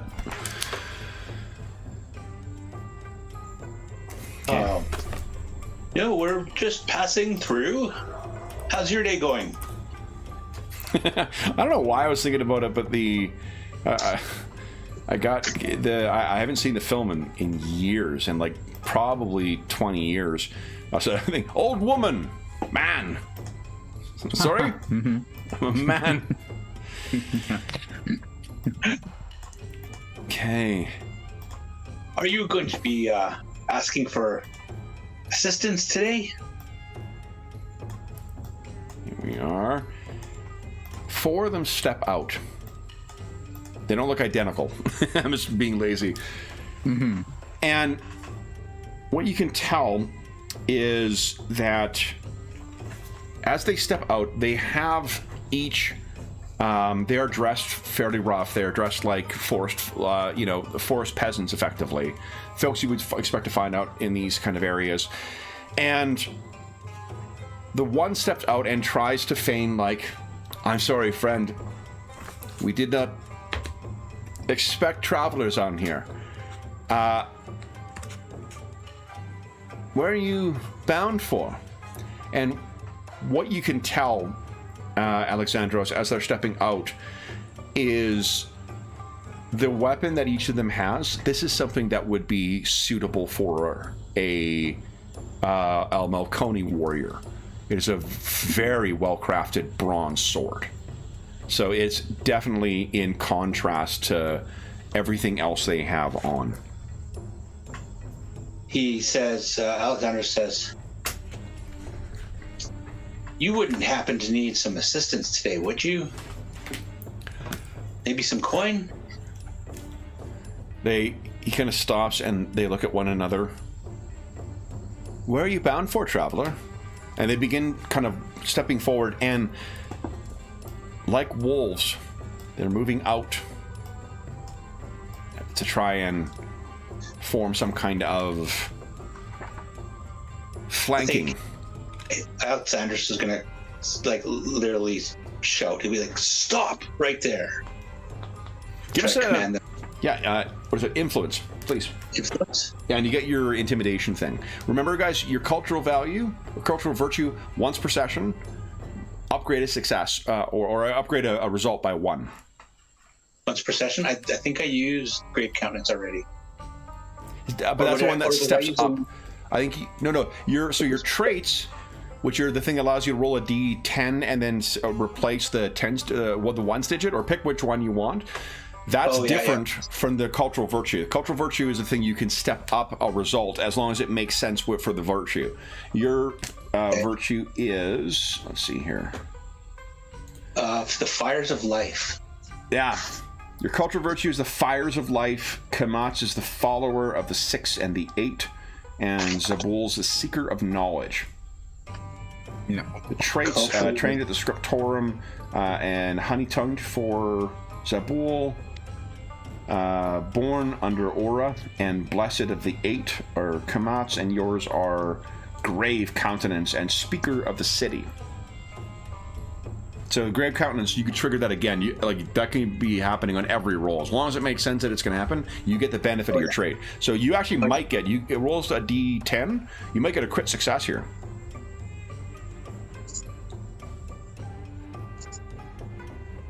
Yeah! Nice. Wow.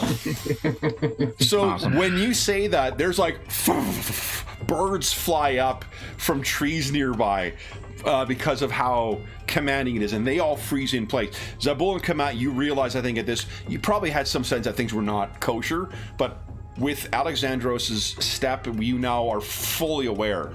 Now, I don't know if the initiative tracker actually works on the character sheet. There is an initiative button, but let's click on our tokens, and then you guys click on initiative. So it doesn't populate.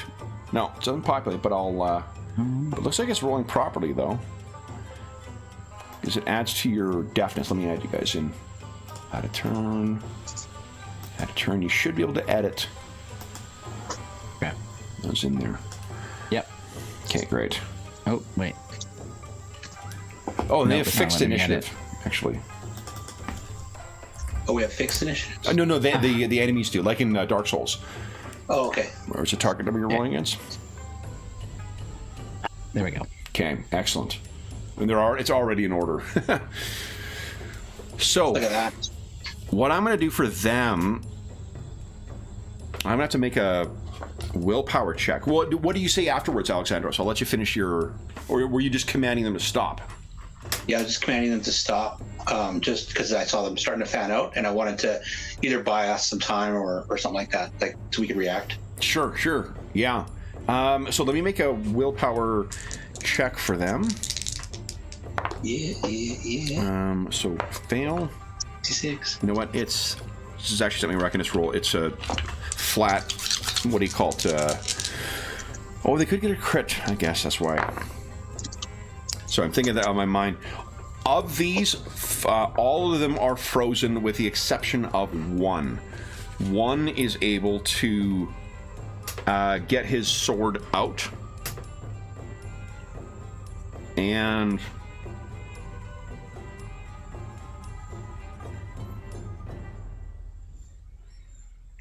he'll...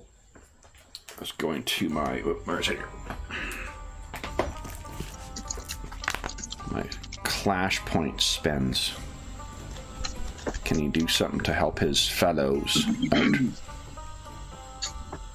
you go.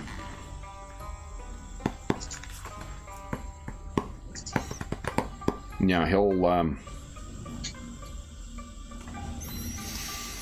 So clash points are on page 70 of the book, and it's got great advice for like how you can use it to get minor actions as well.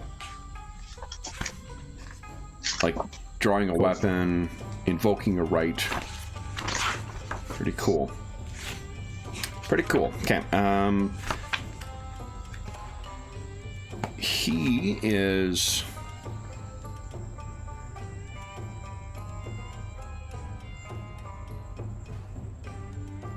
He's actually going to close in on you, Alexandros, I think. Yeah, probably. Yeah. And he's going to spend his one clash point to draw the weapon so he can attack this round. And he says something as well.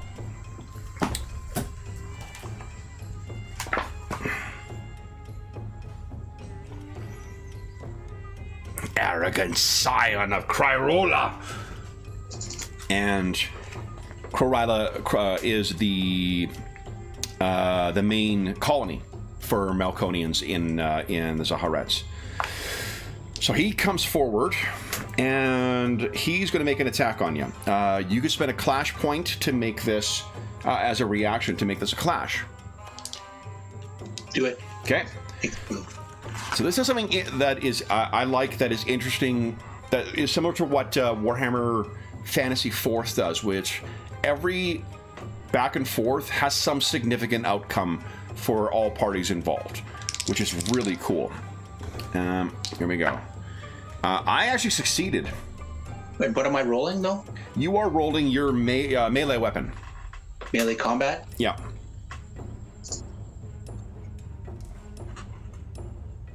That is a 60, so it's a normal success. So the highest roll inflicts damage. Here you go, guys. You're rolling right on the edge of shit is going to work out here.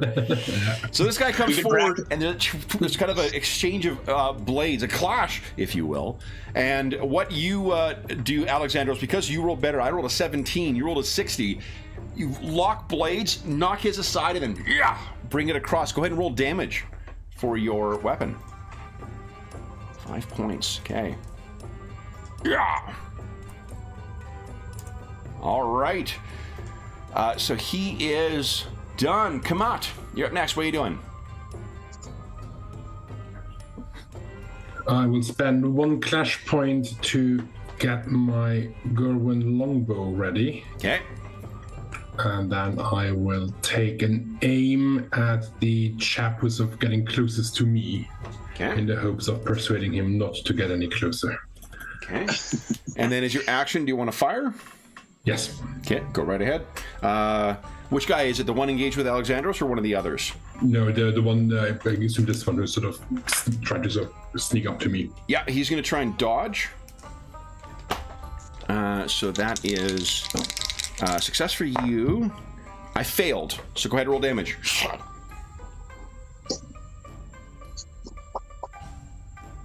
Ooh, nice. Yeah.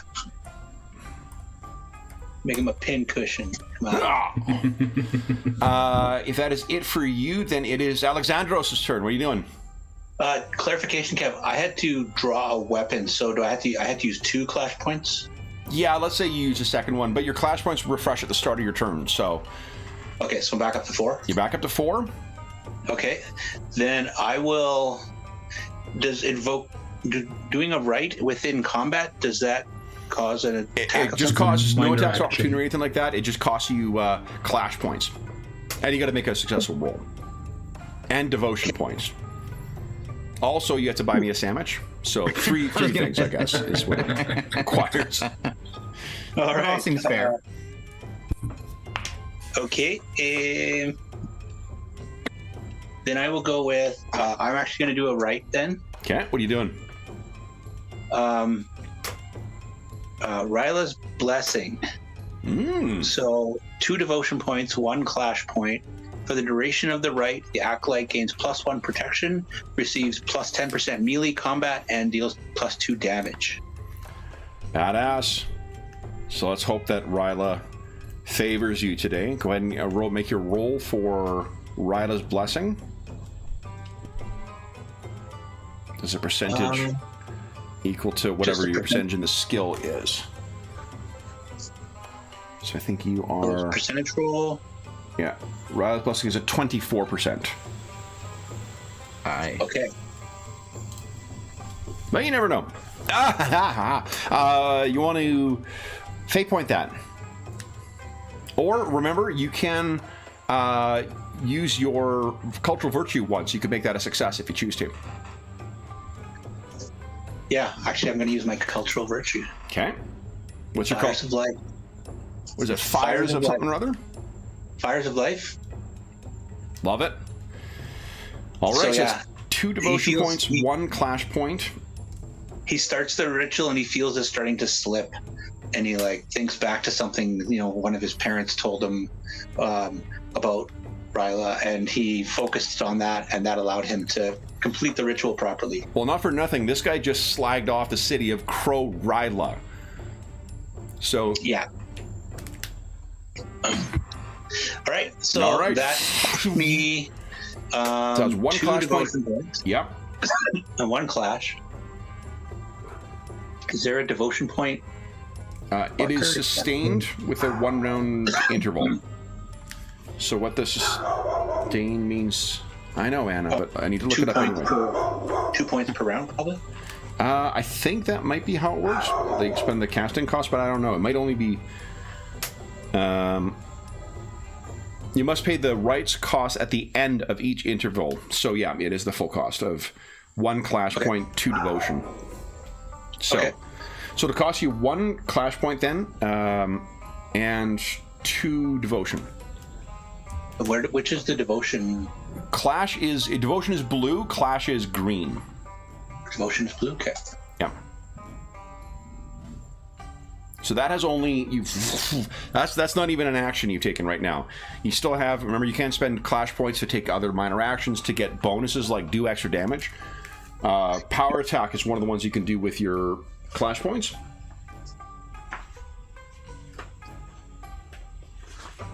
For instance, which deals 1d6 extra damage. Or a precise blow for 5% extra attack.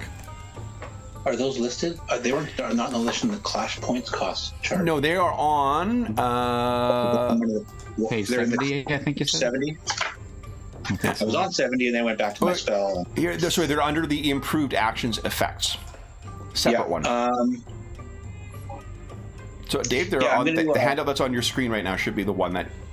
Oh, that one there. Okay, improved action effect. Yeah, I'm going to do the power attack. Okay. So 1 clash point to attack, 1 for the power attack, No, you don't need to spend clash points to attack. It's not like PF2 where these are actions. You have your action where you're attacking. Oh, okay. So just the one for the power attack. Yeah. And Cool. go right ahead. 2 for the power attack. Sorry. And I blew my clash point, so I can't turn this into a clash. This is just you trying to hit this dude. Sweet. Let's hit him. And that is definitely a hit. Okay. Go ahead and roll damage, and then roll 1d6.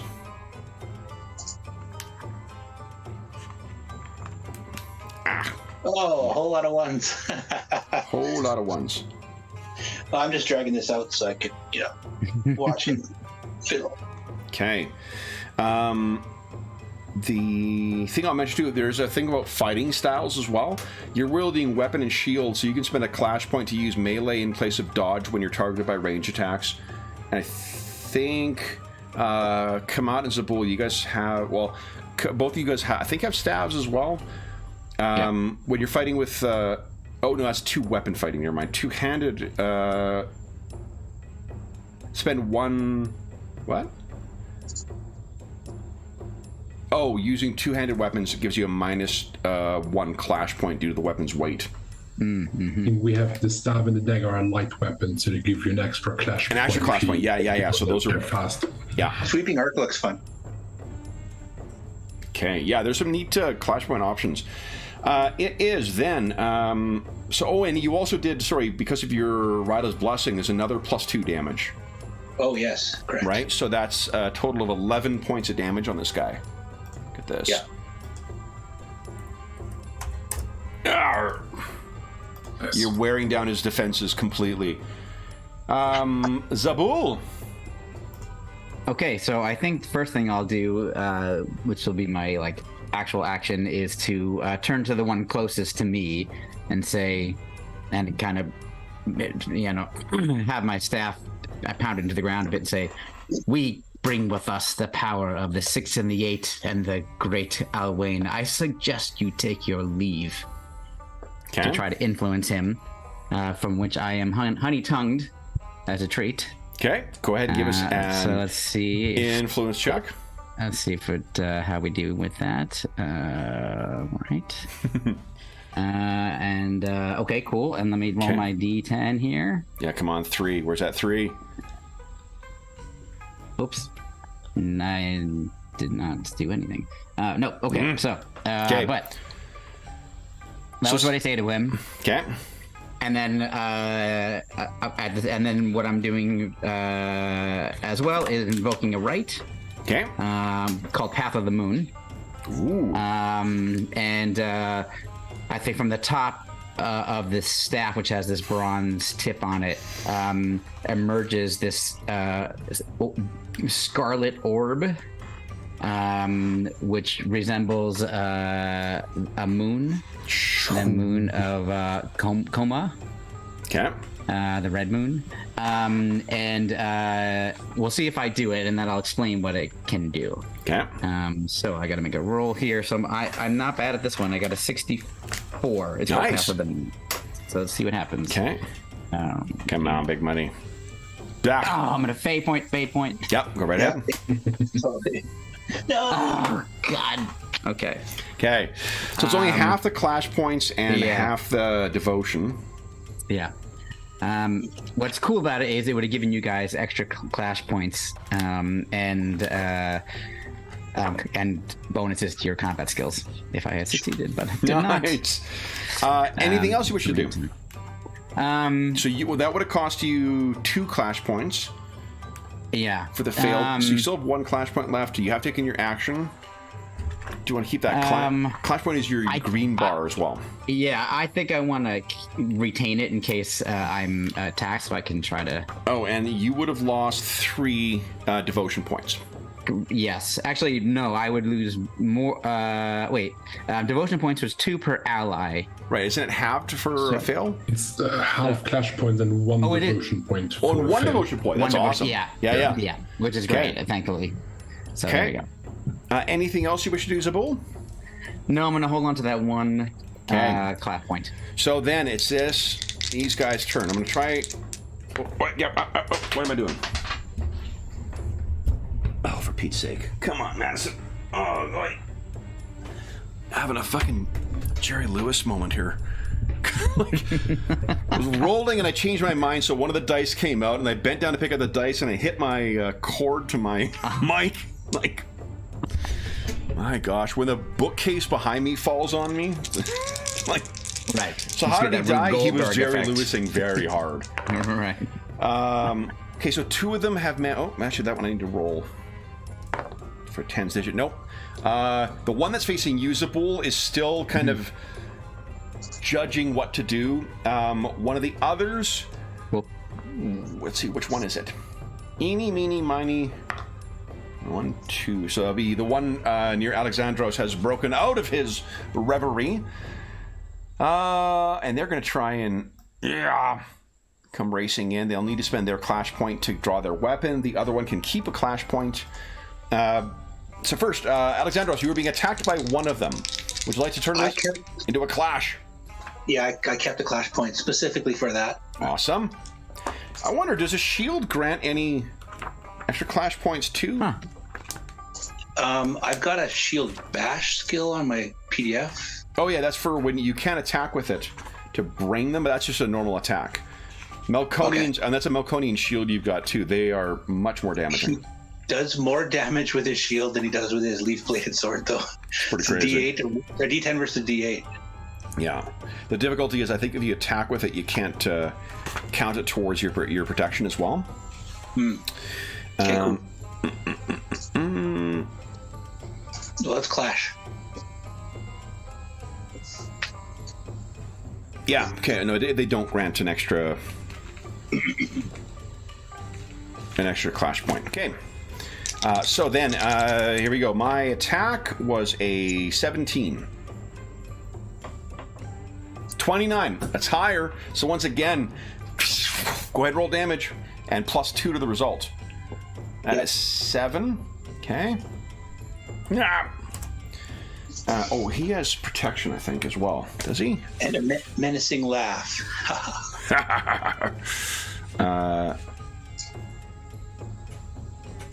No, he's only got 1 point of protection, so he's been hit twice. Send that back. All right, then it is the other one coming in, unprotected. Here it comes, Alexandros. Look out! I rolled a 3. So he hit, but does not... Let's see here, what is it? There's the neat combat range in here. 3 is... Savage Blow. So you take 6 plus 1d3, 1d10 plus 1d3. That is 12 points of damage. So you reduce that by your protection, which is whatever your... Do we have that listed on your character sheet? Dark Fate, Wounds. Oh, protection 2 from leather armor, and another 2 from the Melkonian shield. So reduce that by 4. That is 8 points of valor you take. Okay. Okay. And that's it for him. The yeah, that's it for them. Kamat, what are you doing? Kamat will try to invoke Amandiris's Raiment. Ooh. Calling upon the patron mother of all Kiani, Gerwin noble houses, to help us in this fight against these brutes. Brother's Blessing gives me +1 protection, so that's 1 less damage, right? Say again? Ryla's Blessing also gives me +1 protection. So so yes, that's so 1 less damage. Absolutely, yeah. Okay. Sorry, David. I succeed. Nice. So for the next minute, I can give my clash points as a reflexive free action to my companions. That's badass. Wow. How long does it last for?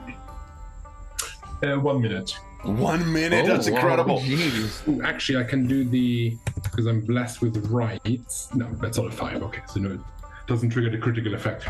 Okay. And that does not cause any clash points. Incredible. Wow.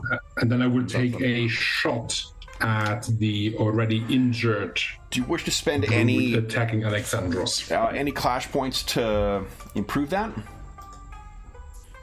Like The Raymond, no. precise aim or rapid fire? Oh, the attack. I'll see. I think I can spend those after the outcome is determined. It's here. Oh, yes, yeah, you must have to, because one of them says allowing a character to hit if they miss their skill check by 5%. Yeah. So just take a shot for now and see. Go. Nice. I will happily spend a clash point for the extra damage shot. Okay. For overdraw. Nice. Yeah, Let me make the dodge check first here. Yeah. So defenses. No, 79. I failed. Okay. So go ahead and roll damage. 6 plus 3, 9 damage. Nicely done. Thunk. Minus their protection. Oh yeah, minus the protection. Sorry, there was 2. There we go. Still, that's still pretty good. Oh, sorry, no, the protection is 1. Not good. Okay. Then it is Alexandros. All right. I think that would have cost 2 clash, right? Overdraw is Sorry, yeah. 2 clash points. Yeah, okay. Okay, So you get all your clash points back, and it's at the end of the round if you decide whether to sustain Ryla's blessing. Okay. So I will. I'm going to try the sweeping attack. Nice. Because why not? It sounds fun. Yeah. If an attack, 2 points of clash, and if attack hits, it also deals half damage to one adjacent target. Yeah. And again, you can make that decision after you make your roll. Oh, you can do it after? Okay. Yeah. Let's see. So, oof. You want to fate point that? I think I will. Okay. Because even with my 10%, I failed.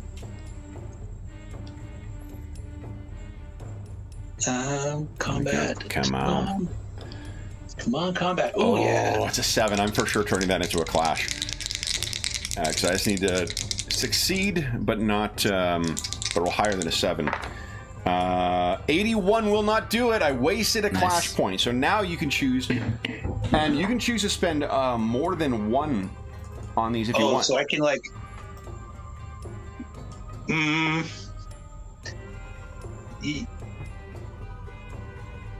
Yeah, I'm just gonna do the sweeping arc. So Sweeping I'll arc, do 2 okay. points. So go ahead and do roll damage. Roll damage. It'll be plus 2 to the total. It's 9. Nice. Okay. So 9 and 4. 9 and 4. Okay. Go. So you are getting near dropping this guy. And I'm gonna take the 2 points off of my devotion Yep. because I will maintain that Okay. blessing. Which I think the blessing also costs 1 clash. So 1 clash as well? Yeah, for that. So, all right. Then it is a bull's turn. What are you doing, Zabul? So your clash points refresh. Yes, right. So I am going to continue staring at that same guy, and I will just stay. You can tell me how this fits into the 1 roll per scene. I'm basically just saying to him, I have because he just saw me cast something because this effect happened. Yeah. He doesn't know what failed, I don't think, but I'm assuming my character is assuming. So Zabul says that I have just cursed you and your companions. You will die this day. And so he just says that to him. Okay. And he's you can try. Go ahead. I'll make it so here, so because it's an influence roll again, and I already made 1 influence roll. But how does that? You're trying to do something different. right? The way I choose to interpret it is what you're trying to achieve with it. Like it doesn't mean you only can make 1 skill check using 1 skill. If you're trying to achieve different things, what it means is that you only make 1 roll to resolve a certain. For one. Yeah, like if there's a certain uncertainty or a certain task or whatnot, you do that 1 time, and you're doing different things here. Cool. So there's a 54. Yeah, I'll resist it with Will maybe. Yeah. what you've done is just he's still holding back. He's uncertain. He's not ready to run yet because you haven't got a crit. Okay. Wait, you're honey tongued. Yeah. I'm honey tongued. That is right. Yep. Give us a D10 roll. Not a crit. Okay. But thanks for reminding me that I should have remembered that. Do you have a right you wish to try and get off? Yes, I do. So I'm going to do something different this time, called Crack of Flame. So I slam my staff onto the ground, which sends up a blinding flash. Yeah. And this will affect all enemies within range of the right, which is 6 yards. So if it works. So let's see. I have 6 yards of it. 6 yards. It says. Yeah, I think range that's everybody. 6 yards. Okay. Cool. So in this, I also have a 64. Yep. So here we go. Come on. Yes. Nice. Okay. So here is the effect. They suffer a penalty to all non-defense skills equal to twice the Hashir's devotion. That includes attacks. That's awesome. Yes. So that's minus 36, I believe. That's right, and it'll last for 2 rounds. Nice. Incredible. So that's a 3 That's clash point. All and then, my clash, yep. Yeah. And 4 devotion. Yeah. Okay. There we go. So there's this flash that washes over them. Like, then it is their turn. So the guy, this is a defense, so he does get his full defense against this. Failed his will save. He's still not certain of whether he's going to fight you. Alexandros, do you wish to? So the injured guy is attacking you. Do you wish to turn this into a clash? Yes. Okay. Go right ahead. I rolled 46, which is a, hold on. Actually, I failed. Never mind, I failed. You failed as well.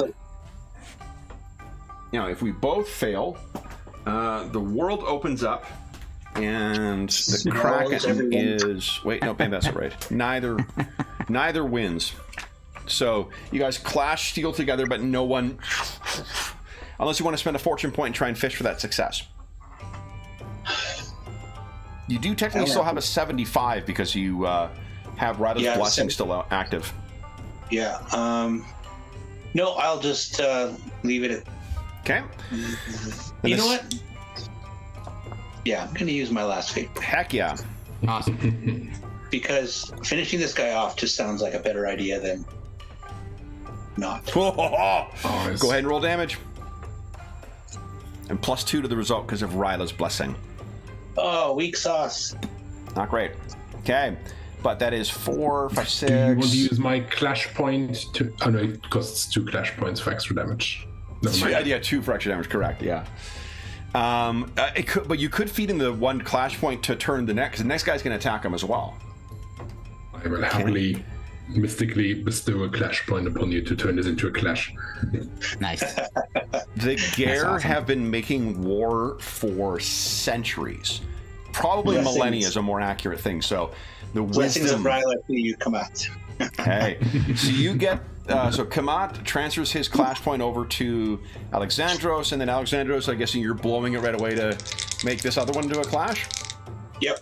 Love it. Okay. I got a 24, so that is... Oh, wait, actually. That is a hit. 45, you win. Go ahead and roll damage. Yes. 7, 9. Okay. Nice. Go. You can tell the one guy is ready for... Like, basically, you're wearing these guys down. As soon as they get out, it's a fatal blow on them. So... I want to see what that looks like. And then this guy is going to try, and he has done it. He's freed himself from the intimidation of both Alexandros and Zabul, and I mean, getting shot a couple of times probably has helped make his mind up. Spending a clash point to draw his thing, and he runs in on you, Kamat. And I can't remember. Can you? Oh, I guess first off, Kamat's got no clash points, so it doesn't really matter. Yes, he just gave it to me. Fortunately, this is down to a... So minus 36 brings me down to Not great. Not great. That's a miss, 75. So he stumbles in and still blinded from the Hashir's magic. Swings at you, Kamat, and wildly misses. Kamat, all your clash points refresh. What are you doing? I will spend 1 clash point to switch weapons. Okay. Draw my bow and draw my dagger. Okay. And then I would try and stab him with it. You got. Well, you could even have your bow still in one. You could dormant it. Bow in one hand, dagger in the other one. Unfortunately, I'm not quite as skilled in melee combat, but and I can't. Well, I can't make it a clash. Oh! Wow. I 1 point. Wow. All right. So then, now hold on. You actually have, because you got your dagger now, you have 1 extra clash point. This is where. Is there any? Ooh, I can use this 5% Precise blow. Precise blow. Yes. Yeah. I'll spend 2 of them to make this a precise blow. Well, remember, you got 1 extra clash point because you're using a dagger. Yeah, but I added it and then. Oh, got it. Well, He spent 1 to draw his dagger. for drawing the weapon, of course. Yeah. Sorry. I did mention a 3rd game in 24 hours. Just gonna fall through the cracks somewhere. That's 5 to my melee skill, which makes it a hit then. This is a hit, then yeah, enough to get in. Go ahead and roll damage. 9 points of damage. Wow. Whoa! I don't think that's correct. The Gare do not fuck around. Oh, you rolled damage. You might have rolled damage on your bow. That's 2d6. Oh no, I think it's the staff damage is coded, but I'm using my dagger. Oh, yes. Got it. Yeah. Yeah. So the dagger damage is 1d4 plus. 1d4. Yeah. Yeah. oh, not great. No. But better than nothing. Oh, that's I'm looking at the wrong character. I don't have a damage bonus. The bonus damage. Okay, yeah. So that's kind of. I should have picked the staff instead of the dagger, but no. Next round. Next round. Okay. Yeah. See, you cut. Oh, that 3 is not nothing. That gets through his armor. Cool. Yeah. Then it is. Unless there's anything else you wish to do, come out. That's me. Alexandros, you get all your clash points back. What are you doing? I will attack the guy I've been fighting with, first guy. And I can only attack once, right? That the action only happens That's one an time? action, yeah. Yeah, so I'll do this. Hold on. Is there... I'll probably look at the sweeping attack again so I can hit both of them. Yeah, it's only bows, range attacks that allow you to do a second attack. Okay, so I'm going to attack. Right ahead, and then you can decide how to spend. Oh, your clash point. Yeah, your clash points are back. Nope. Ah. I know I would have 8 points, but that's okay. I will. Wait a second. 75. No, even if I change to precise. Yeah, even if precise blow, it's still a little bit off. 15 would be 8. I would be at 80 instead of 87. Yeah. Okay. Oh, you know what? I sorry, I would have had my clash point. I could turn this into a clash, which I would have done. Let's see. I got a 40. I got a success. Oh, he's gonna hit back. Yeah, the Nito Bandito has managed to connect here. That is 10 points of damage. So Jeez. minus what, 6? 2 from your armor, 2 from your shield, 1 from your thing, so minus 5. You take 5 points of damage. Okay. And then I think that's it. Unless you've got another. Is there a clash point action? Let's see what I could do a. If I do another ritual, that you can only have 1 sustained, right? So that would cancel. I think as long as you can afford the cost of the rites, you can have as many active as you want. Like, it's balanced by the fact that you're blowing devotion points and clash points at the end of each, for this one, at the end of each round. Yeah. Okay, then, so I'm going to blow a clash point and 3 more devotion. Yeah. And I'm going to use the ritual Balm of the Goddess and heal 2d6 Valor on myself. Ooh. So go ahead and make your right roll. Oh yeah, that's right. It's a difficult roll. Oh well, give it a try. Yeah, heck yeah. Come on. Which roll is that? You It's said probably not on the sheet. yeah, You not probably on the took sheet. it It's lower. D100. Oh, yeah, T100.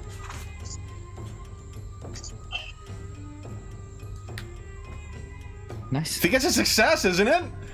I think so. That's awesome. Okay, then, so 3 devotion points, 1 clash. Go ahead and roll 2d6, and you can add that back to your valor. Wait a sec. Yeah, because my devotion's 12, Yep. right? So it's the cost is or the what's my roll? Say again. Like the I'm rolling against what?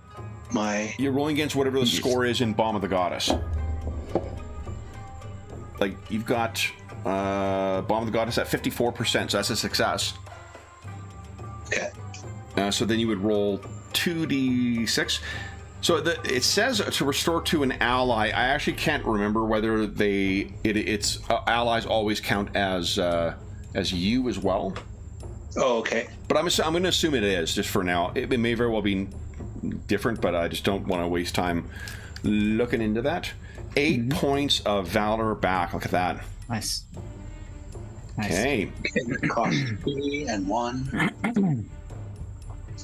Okay. And then do you wish to spend the sustaining for Rada's Blessing? Yes, for 1 more round, it looks like. Yep, so 2 devotion, 1 clash. And then it is Zabul's turn. What are you doing, Zabul?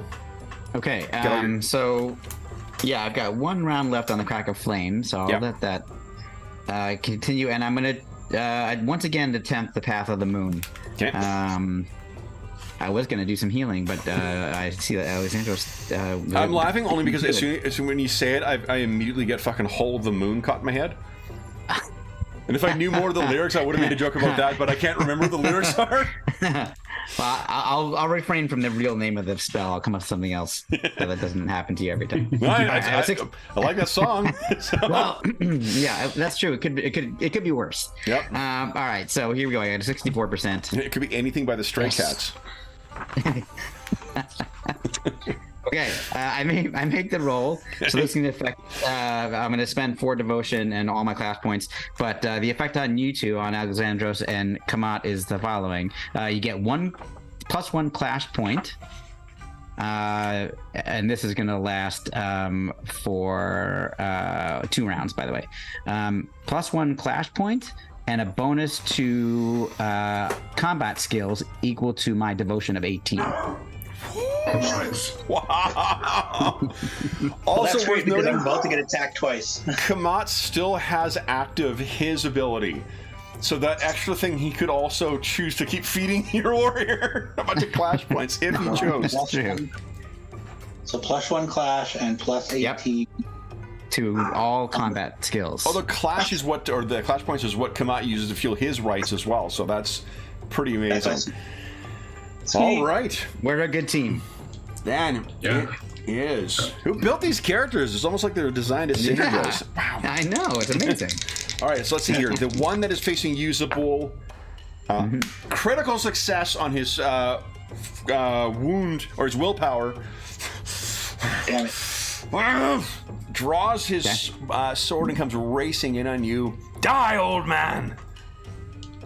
I would happily let What? Amandiris flow clash to you should you wish to. You want to turn it Yes, into a awesome. clash? Yes, please. Awesome. Okay, so then go ahead and roll your. I think your staff is out, right? That's correct. I only rolled a 15, so I did succeed, but it was not a crit. 34 out of Nice! 55. Go ahead and roll damage. All right, so here comes some Who's damage. an old man now, fucker? Yes. Look at that. So he swings at you, and you just move him to the side and clark him with the other end of your bronze shod staff. And I just say, I warned you. Okay. This guy's attacking you, Alexandros. Would you like to turn it into a clash? Yes. Okay. So go ahead and roll. I rolled a 10. 1-0, so a success. That's pretty close. Wait a second. I have plus 18 and plus 10. Yeah, plus 28. So yes, that is a success. And you rolled a way higher than me. Yes. So there you go. Go ahead and roll damage, Alexandros. You may take this wolf down. Plus 2. Oh yeah, but you're plus 2 damage. What does it look like as this first wolf is put down? I think he thinks he's got me, and he's like, haha, and then I just sword through the throat. Yeah.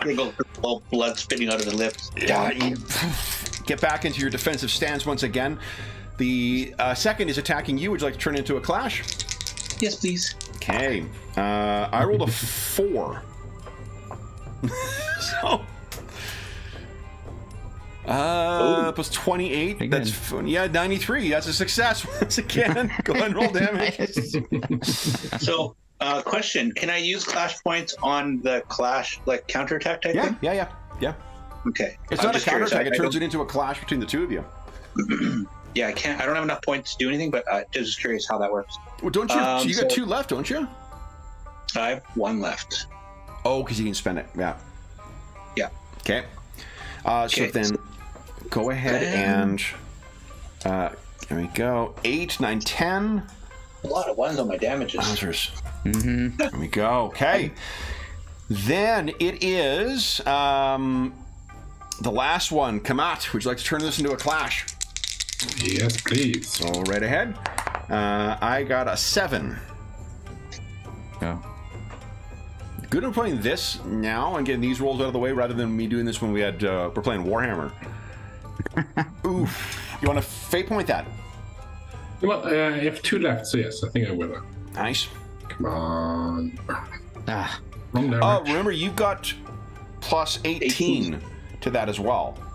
Because your Zabul's effect grants you that so bonus. it makes it 43 as a target number, so Oh, not so quite. too far off. All right. No. So he does succeed in hitting you. You take 8 points of damage.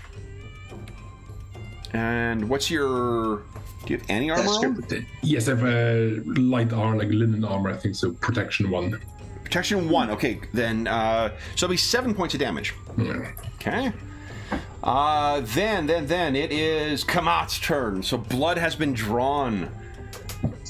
Priest, your clash points were fresh, and you have 4 clash points. I think I get a bonus one from my dagger and a bonus one 5 from clash from my points, yeah. range. Yeah, so Amazing. What are you doing? I would spend 1 clash point to switch from my dagger to my staff, because that clearly packs more of a punch. Okay, so you maybe drop your bow finally and... Yeah. Okay. And then I will try and hit the guy who just stabbed me. Yep. Come on. That is a nice hit. I do have... Sorry, I had a point to turn into a clash as well. No, my 94 will not succeed. So then go ahead and roll damage. And I will turn this into a power attack. Love it. To do extra damage. So the extra 1d6 damage. 10 plus 1d6. Wow. 15. Yowza. Look at this. You've totally thrown him off his balance. Anything with those remaining 2 points? No, I'll keep them in case I need to bestow Amandirus' blessing on my companions. Awesome. Then, Alexandros, you have 5 clash points at the start of the round. Yeah. What are you doing? Okay, so let's attack the guy that's right directly in front of me. Yep. Okay. I do have a point. I'll turn into a clash. 86 is a fail for me, so unless you wish to So I'm still adding. Actually, hold on. That's still a success. Yeah. That's still a success because I'm a 93 target. Amazing. Which is crazy, but Yep. I'll take it. And then I'll do damage, but I'm going to power attack. Okay. Takes me down 2 points. So you're down to 3. Nice. And then Nice. 1d6 and plus 2 on top of that. So 13, 14, 15 points of damage. Look at this. Awesome. Yeah. Going way off balance. Anything else you wish to do with your clash points?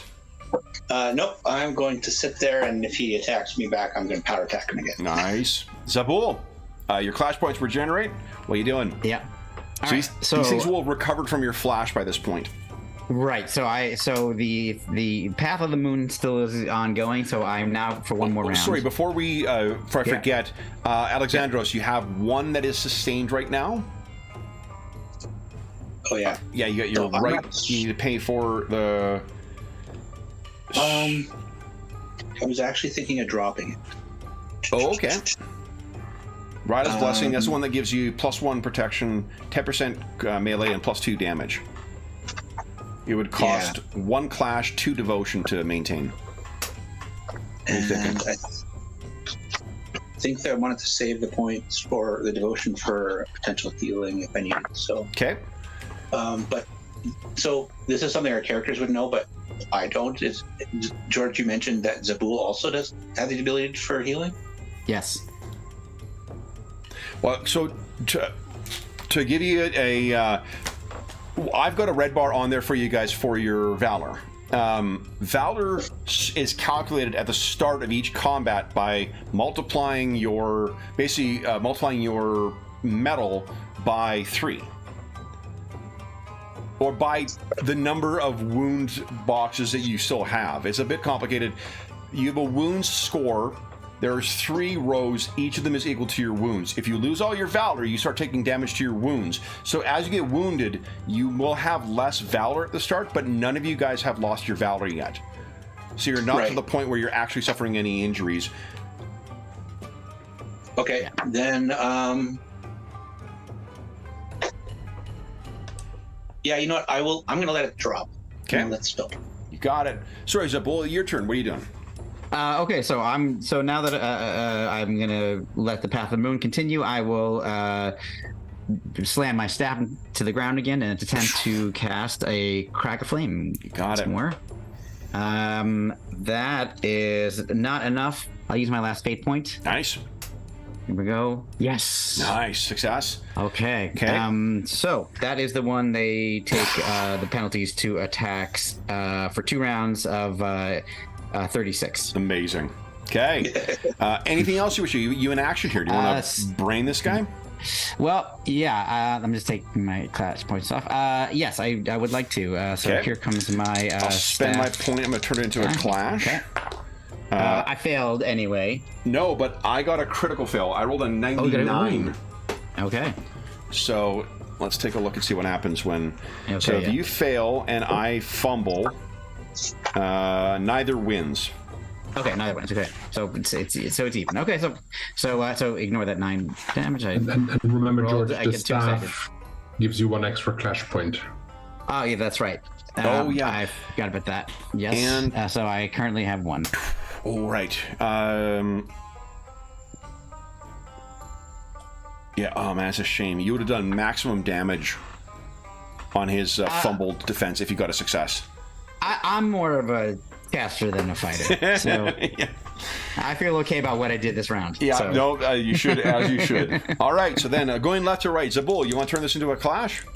Yes, please. Go ahead and roll. I rolled a 87. Okay. I failed. Okay. I rolled a 7. Is that success? That is a success out of 55. Yeah. Oh, you're a 7. Fuck, I saw the 55 and I'm like, holy shit. Oh, no, it's a 7. So that is a success, and it's really, it really speaks to how blinded these guys are with the flash of the power of Alwyn. There you go. 4 points of damage. 4 points of damage. All right, so you're knocking this guy off balance a little bit. Alexandros, would you like to turn this into a clash? Yep. I rolled a 19. So I don't have the plus 10 anymore. Okay, but you do plus 18 from Zabul. You have the plus 18? Yeah, so we're good. Yeah. So 43? 43. Yeah, that is a success. And you rolled higher than what my number was, so go ahead and roll damage. Okay, and I'm going to turn this into a power attack with my last 2 clash points. Heck yeah. Brutal. Come on, D6. Let's see that 6. Where's that 6? Come on, 3. 6 in total. Look at this. Look at this. Clinging to their leg. He's barely, his defenses are almost non-existent. You've completely exhausted him at this point. He's wide open for you to take him down. And then, Kamat, would you like to turn this into a clash? Yes, please. Okay.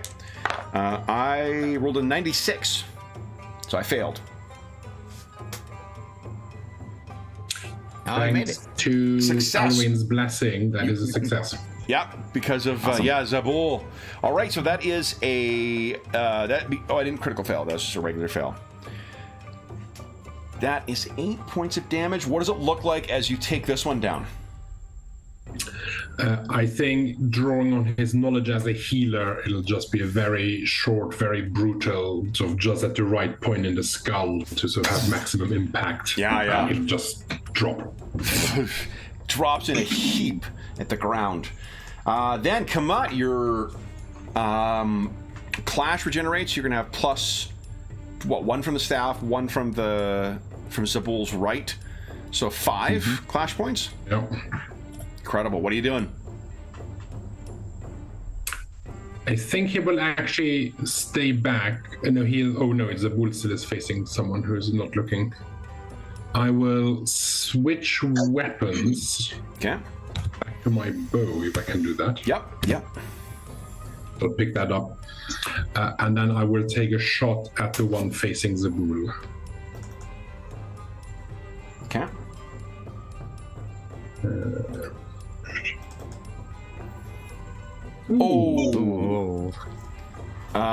So the one facing Zabul, that is not. Oh boy. That's a fumble. It is a fumble, and I don't know what the rules are for it, but it seems like a lot of fun to roll damage on Zabul, so let's do that. that seems right. Yeah. Sorry. No, that's okay. Careful, they have bows. All right, so 7 points. I have 1 protection. Archers in the woods. Archers in the woods. So I'll take 6 total. I think I told you guys about this before too. When there's a great comic from the mid 2000s where Ares, the god, it turns on Hercules. Like they're supposed to be on the same team, and Ares is like, "A foe has felled our ally Hercules," as he's beating the shit out of Hercules, hoping to get away with it when no one's looking. Okay, so Kamat, that is 1. Oh, you could also precise shot. Oh no, that's on your same teammate. Never mind. No. Yeah, please don't. Please do not. I wish I could say that was being facetious. That's just genuine stupidity on my part. So. I shall refrain. Thank you. Good call. All right, A+ teammate. Alexandros, your clash points refresh. You have 5 clash points. What are you doing? He's going to attack the guy in front of him. Yep. That is a hit. I will spend it to clash it up here. There's a chance he could defend. Not with a roll of a nat 1. So he would otherwise protect, but you are the superior combatant. Go ahead and roll damage. All right, and would you tell us how this one is defeated? I know this is my time. I know it's not very honorable, but I think the guy lets himself open, and Alexandros chops his hand off or something like that. And then a quick stab, and he is down. Anything you wish to spend your clash points on? You could move. You haven't taken a move yet. Yeah, so that is additional distance equal to the character's move. So I can use my minor action to move. I think you can move and take an action each round. Yeah, Yes. you get a move and an action, and then if you want to move again, there's extra rules for that. Yeah, you can spend 2 clash points or use your action to move an extra move if you'd like, once per round. Yeah. But yeah, you're. I was gonna move my token. I'm like, well, we'll just say he moves into immediately with Zabul's guy. Yeah. All right, then it Can is. Say something, intimidate, or Let's see here. What can you spend your clash You can points? challenge him. Oh, Give some yeah. penalties if it doesn't attack you, I think. Let's see here. You can open or Page close a door if you like.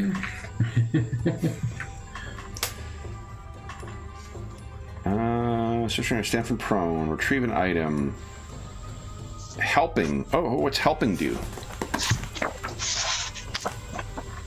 page 58. Yeah, if you're helping, you add plus 10% of your skill to the active roller. So if you spend 1 clash point, you give Zabul plus 10% to his attack. Yeah, I'll do that. Okay. I'll move over there and I'll help Spool. And Yeah. just badmouth that guy to no end. Yeah, that's awesome. Okay. So Zabul, you have an ally. Your clash points refresh. Okay. You have an ally who's come racing in to help. Awesome. So as he does, and as another one of these enemies has just fallen, I will say to the remaining one, your companions are all dead. I suggest you surrender. He does not appear willing to surrender.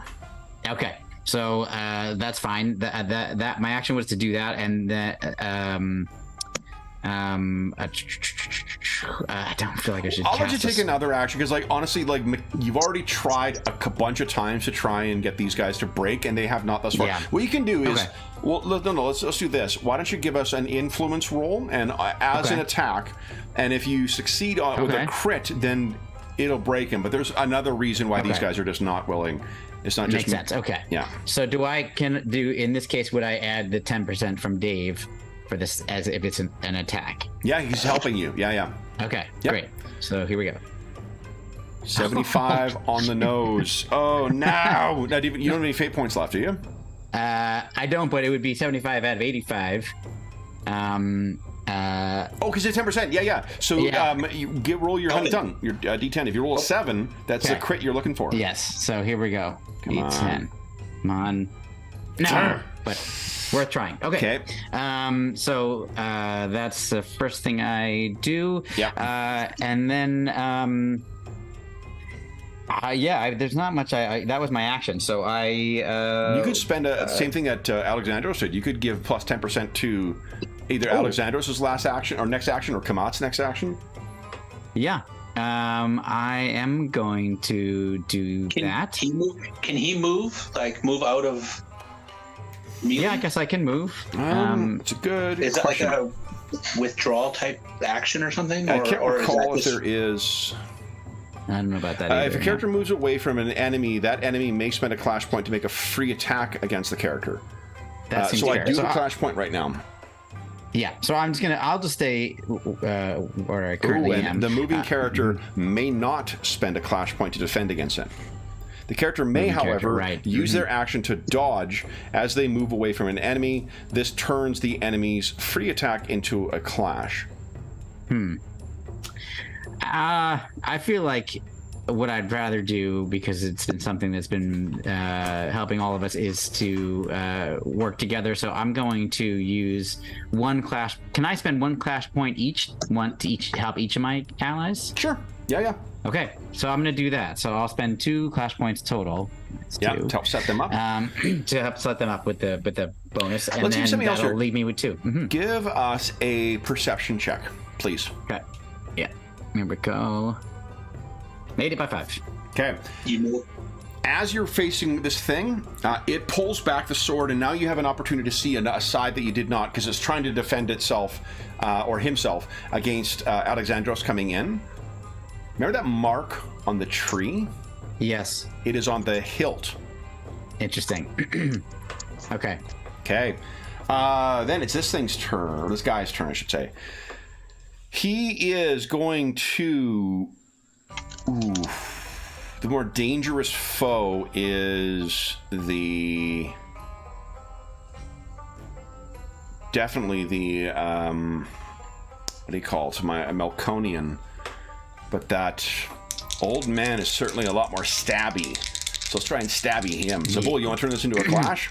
I do. Okay. So I kept them clash points. So. I rolled a critical hit, actually, an 11. Ooh, uh-oh. Okay, here we go. I did not.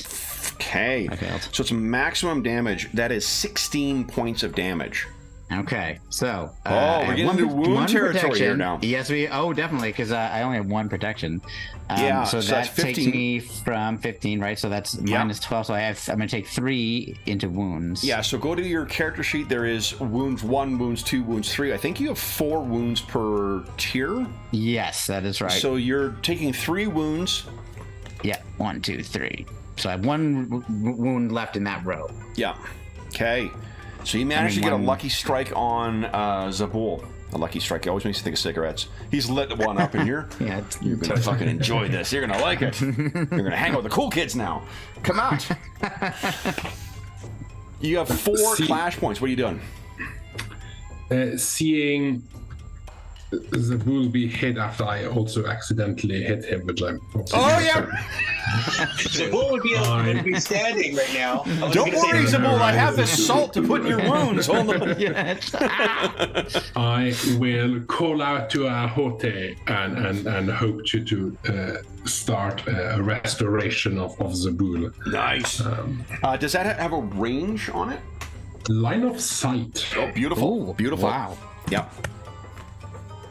Take him out. Okay. Yeah, go. I can try for the. Oh yeah, because you're. Yeah. No. So. Success though. Success. Yeah. So, at the start of the next round, you heal 1d6 wounds or valor. Oh, awesome. Okay. Great. Thank Fabulous. How many clash points that cost you? 3. And then how many devotion? 6. That's quite Holy smokes. Wow. Okay, and then you still have your action. Having invoked Ahote, I think for my action, I try and shoot him again. Not Zabul. No, not. Okay. Clarifying. Don't worry, I'm healing you. Yeah, well, once focus on the target.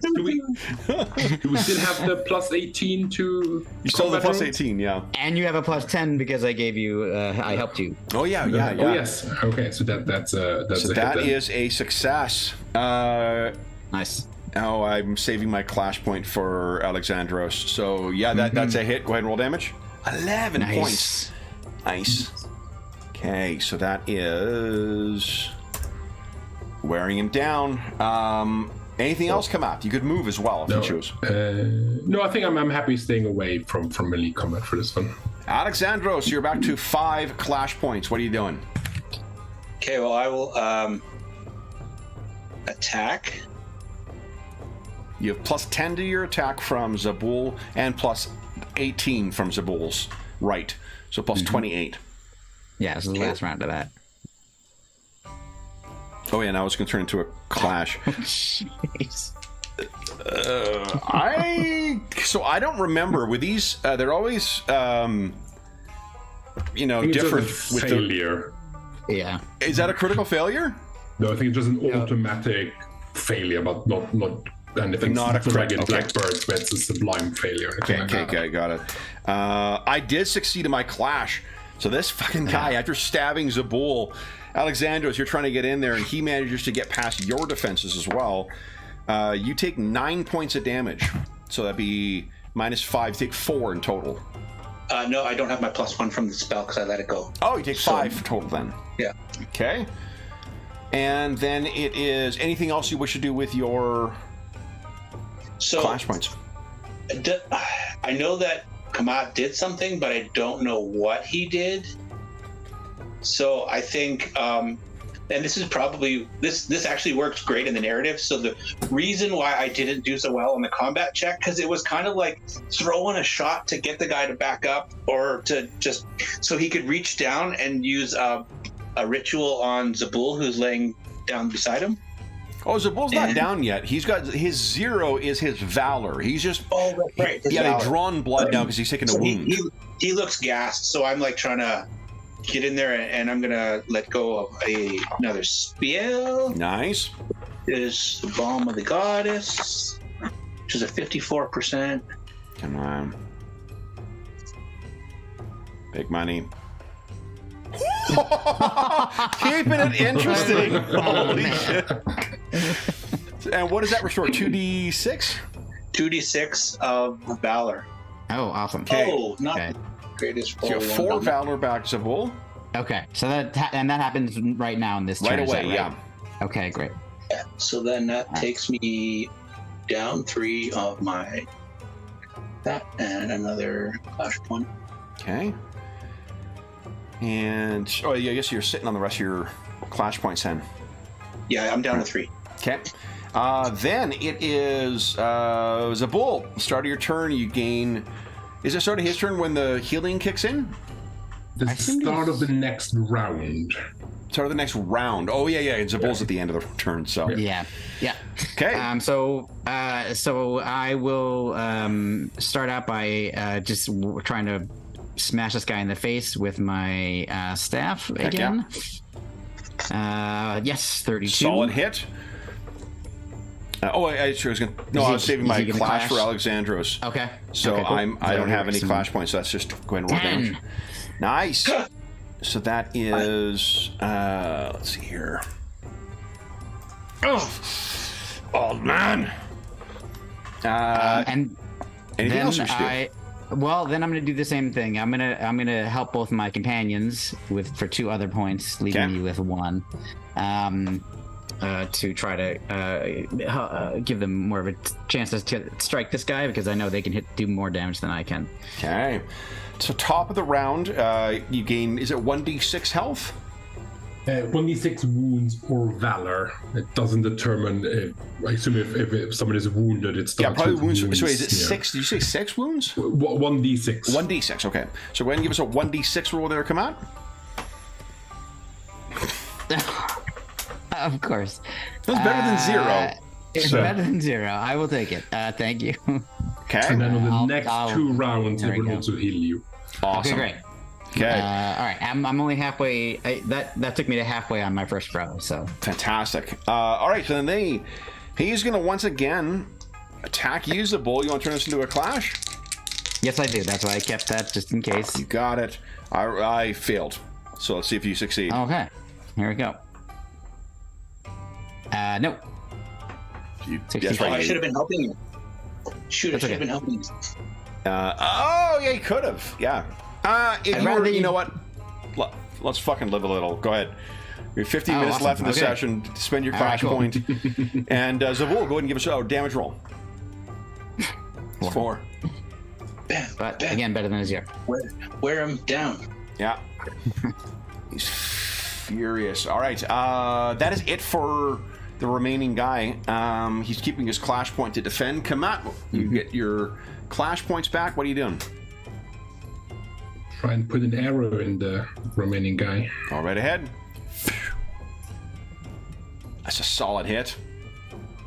And I will use 2 clash points for a precise shot. Okay. Go ahead and roll damage. Overdraw the extra Overdraw, damage. yeah. Okay. So roll damage. 10 points. Holy shit. And 1d6. 14. What's it look like as this last guy goes down? I think it will once again be a very sort of precisely placed arrow hitting like a vital nervous point or something where it would just almost instantly drops him, yeah. And he hits the ground.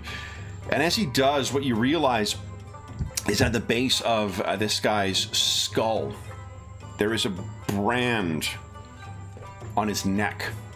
And come out, and you recognize it as the same marking that was a pale marking on the tree. And I'll point out the sword having the same mark as well. Yeah. So with them down, you guys, are you only down 2 more wounds? Oh yeah. So I at some point get the other D6. That's what I was gonna say. Yeah. So Yeah. it doesn't matter. Your clash points would go back to the top. your valor, because we're done the encounter, we would just have to recalculate it next time, which means you would start next encounter with your full valor. Yeah. And so you fully heal, I think, then you get 1 wound back and then 3 wounds back. yeah. Oh, yeah, awesome. And then I heard his So you restoration got no fades. damage. All right. Fantastic. All right, great. So what Awesome. are our Thank you. jackals thinking as these 4 are now on the ground and defeated? Search them. If you say that they have the markings of that we saw on the tree, maybe there's something here that we should know about. They Well, each they each have those brands on them in different places. Some on their chest, on an arm, or that one on the base of the neck. And when you say brand, they're like actually like burned into them. Yep. As Yeah, if you okay. would brand livestock. Okay. And Have we seen those markings on any other trees? Sorry, David. Give us a perception check. This one will be hard, so be minus 25. Yeah, I'm thinking like, maybe they're marked in territory or something like that. Yeah. Now that we're looking for it. Oh, and a reminder, anyone who has not used their cultural virtue, this has to remember, you have 12 minutes to make use of it. To make a success a failure, a failure a success, a success a critical success. Dave, are you going to do anything about that with that roll? Minus 25 is 55. That's still a success right now. Right, so minus 25? Oh, it's 45. Oh, right. Yeah, which is still a success. No success. 45 and 42. I'm good. Yeah. So, right. if you're looking around here, you can remember that there were. You didn't think of it at the time, but I think what it was is there were like mobiles hanging in the trees, the kind of thing that you would like craft together with branches or whatnot. And you remember crossing a stream after seeing that marking in your tree, and you saw that up and you just didn't register because it was blowing. But now that you think about it, there was on this side of the stream something hanging that was crafted in the shape of that symbol. Tell that to the rest. I'm like, maybe we're in this territory and that's what that symbol means, or but who are these wolves working for? What do they want? well, Alexandros, is it only Alexandros who noticed that their swords are way too good for random forest peasants? Oh, certainly, yeah. Yeah. We head into a village of smiths, right? So if they're very well armed, they might be guards or people sent to persuade travelers like us from visiting. Perhaps. Sounds like we should certainly go that direction then. When you would know, you need not make a own culture thing, but I mean, the legend of Ajax and Senos, it showed their fates linked together. If you are dreaming of that cave, it's possible your quarry may dream of you. Sounds like a part 2. Yes, please. So with that, guys, I believe we will have to pick up at some other point. But we will say once again, the reason, I mean, apart from the fact that, actually moves back to our screen here first. There we go. Apart from the fact that Jackals is a terrific and really fun game and really unique as well. Available at Osprey Publishing and on Drive-Thru RPG, both of which will help benefit JM. There is also a link in the description of the video to the GoFundMe that has been set up to assist JM. So if you are inclined to you're in a position where you can assist and you would like to follow that link through, and the money goes directly to help out him and his family in this time. I can say as well too, I've dealt with JM because when I drew that map, he had an enormous amount of helpful insight into what things what should be relocated where, what the bigger world was, and when we ran it too, JM was kind enough to share an early version of the Traveled on the War Road as well too. Really terrific guy. He's been extremely supportive of the channel as well. He donated copies of I bought 3 copies, so I've owned 2 copies because I wanted to have 2 copies, and then when we heard about JM getting sick, when I was on vacation, I got these 2 copies I purchased strictly because I wanted to start working on this session right away. But JM has also donated, and we've given away copies of Jackals and the Fall of the Children of Bronze through the Hero Save Villages campaign. Yeah, so he's a very, very, really great guy. If you're inclined to see a testament to that, if you look to that GoFundMe, and you can find all the different comments from people who know him or have dealt with him in the gaming community in general. So if you're not in a position to help or not inclined, no worries whatsoever. Hope you enjoyed the session. We had a lot of fun returning to Jackals, but if you are inclined, that is a way you can help someone who is him and his family are struggling right now. So with that though, I think we have not monetized this stream too, so it's only to benefit JM. I'm not going to plug anything else at the end of this as well, apart from saying a huge thank you to our stalwart Jackals here. So David, Dave, and George. I think you guys are really apostles in the making here with those names. But thank you so much for playing today, guys. I had a ton of fun getting back, especially for guys who had not played Jackals before, too. You guys killed it with making great use of your abilities. It felt very intuitive as we were going along. Yeah, I 100% agree. I love the fluidity of the combat system, and that you feel engaged even when it's not your turn, because like clash points and sending rights to your companions was really cool. Yeah. Well, we didn't even do the like you would be rolling everything you've used. We do the organic, trying to advance things the way you would with any basic role-playing game. But then you'd also have advances that you could spend to specifically like raise things or learn new rights or whatever, because rights start at a base level equal to, I want to say 3 times your wisdom score, but I can't remember if that's right. Maybe it might be 2 times, but in any event, Anna knows we're in the outro because she's coming to say hi. Hi, sweetie. Hi, sweetie. Smart little cookie. Any closing comments on Jackals, guys? First, I'm going to say this is a super fun game system, and I love the ability to pass. Like you guys have great abilities that pass the clash points around, because, like, hey, without that guy's getting attacked and he can't defend himself, and it's a cool game mechanic. And I also want to just say, we missed Jamie today, who was going to join us, but looks like he made a donation 3 hours ago. So yeah, that's a good question, David. I'm sure there will be another one, knowing Kevin. It's just a guess, but I don't think I'm wrong.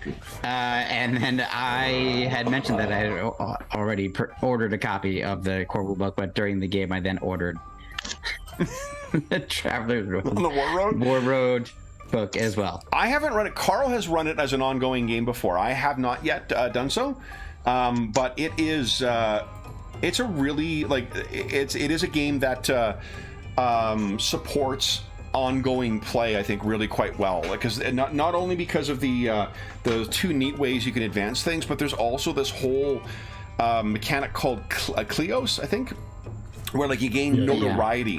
Kleos levels, as you gain advancements, your Kleos level goes up, and that's where you gain things like you can get patrons at certain levels, you draw the animosity of somebody, you get recognition from people. So it becomes almost very much in that Greek myth kind of thing, where the more your hero's star shines, the more the shadows of your enemies will be cast.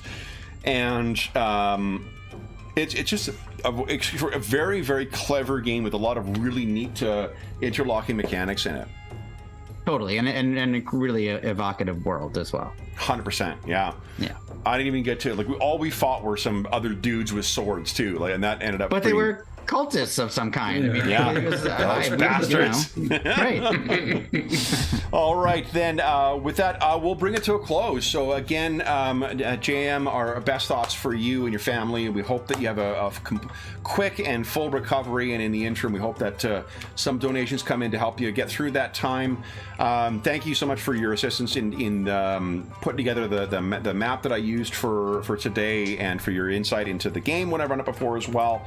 And for those listening at home who may donate, thank you so much for your generosity as well. Otherwise, we hope that we gave you a few hours to take your mind off of the troubles of our world and think about the troubles that are besetting our Bronze Age jackals in the Land of Risings. And until we see you again, stay safe, stay healthy, and happy gaming. See ya.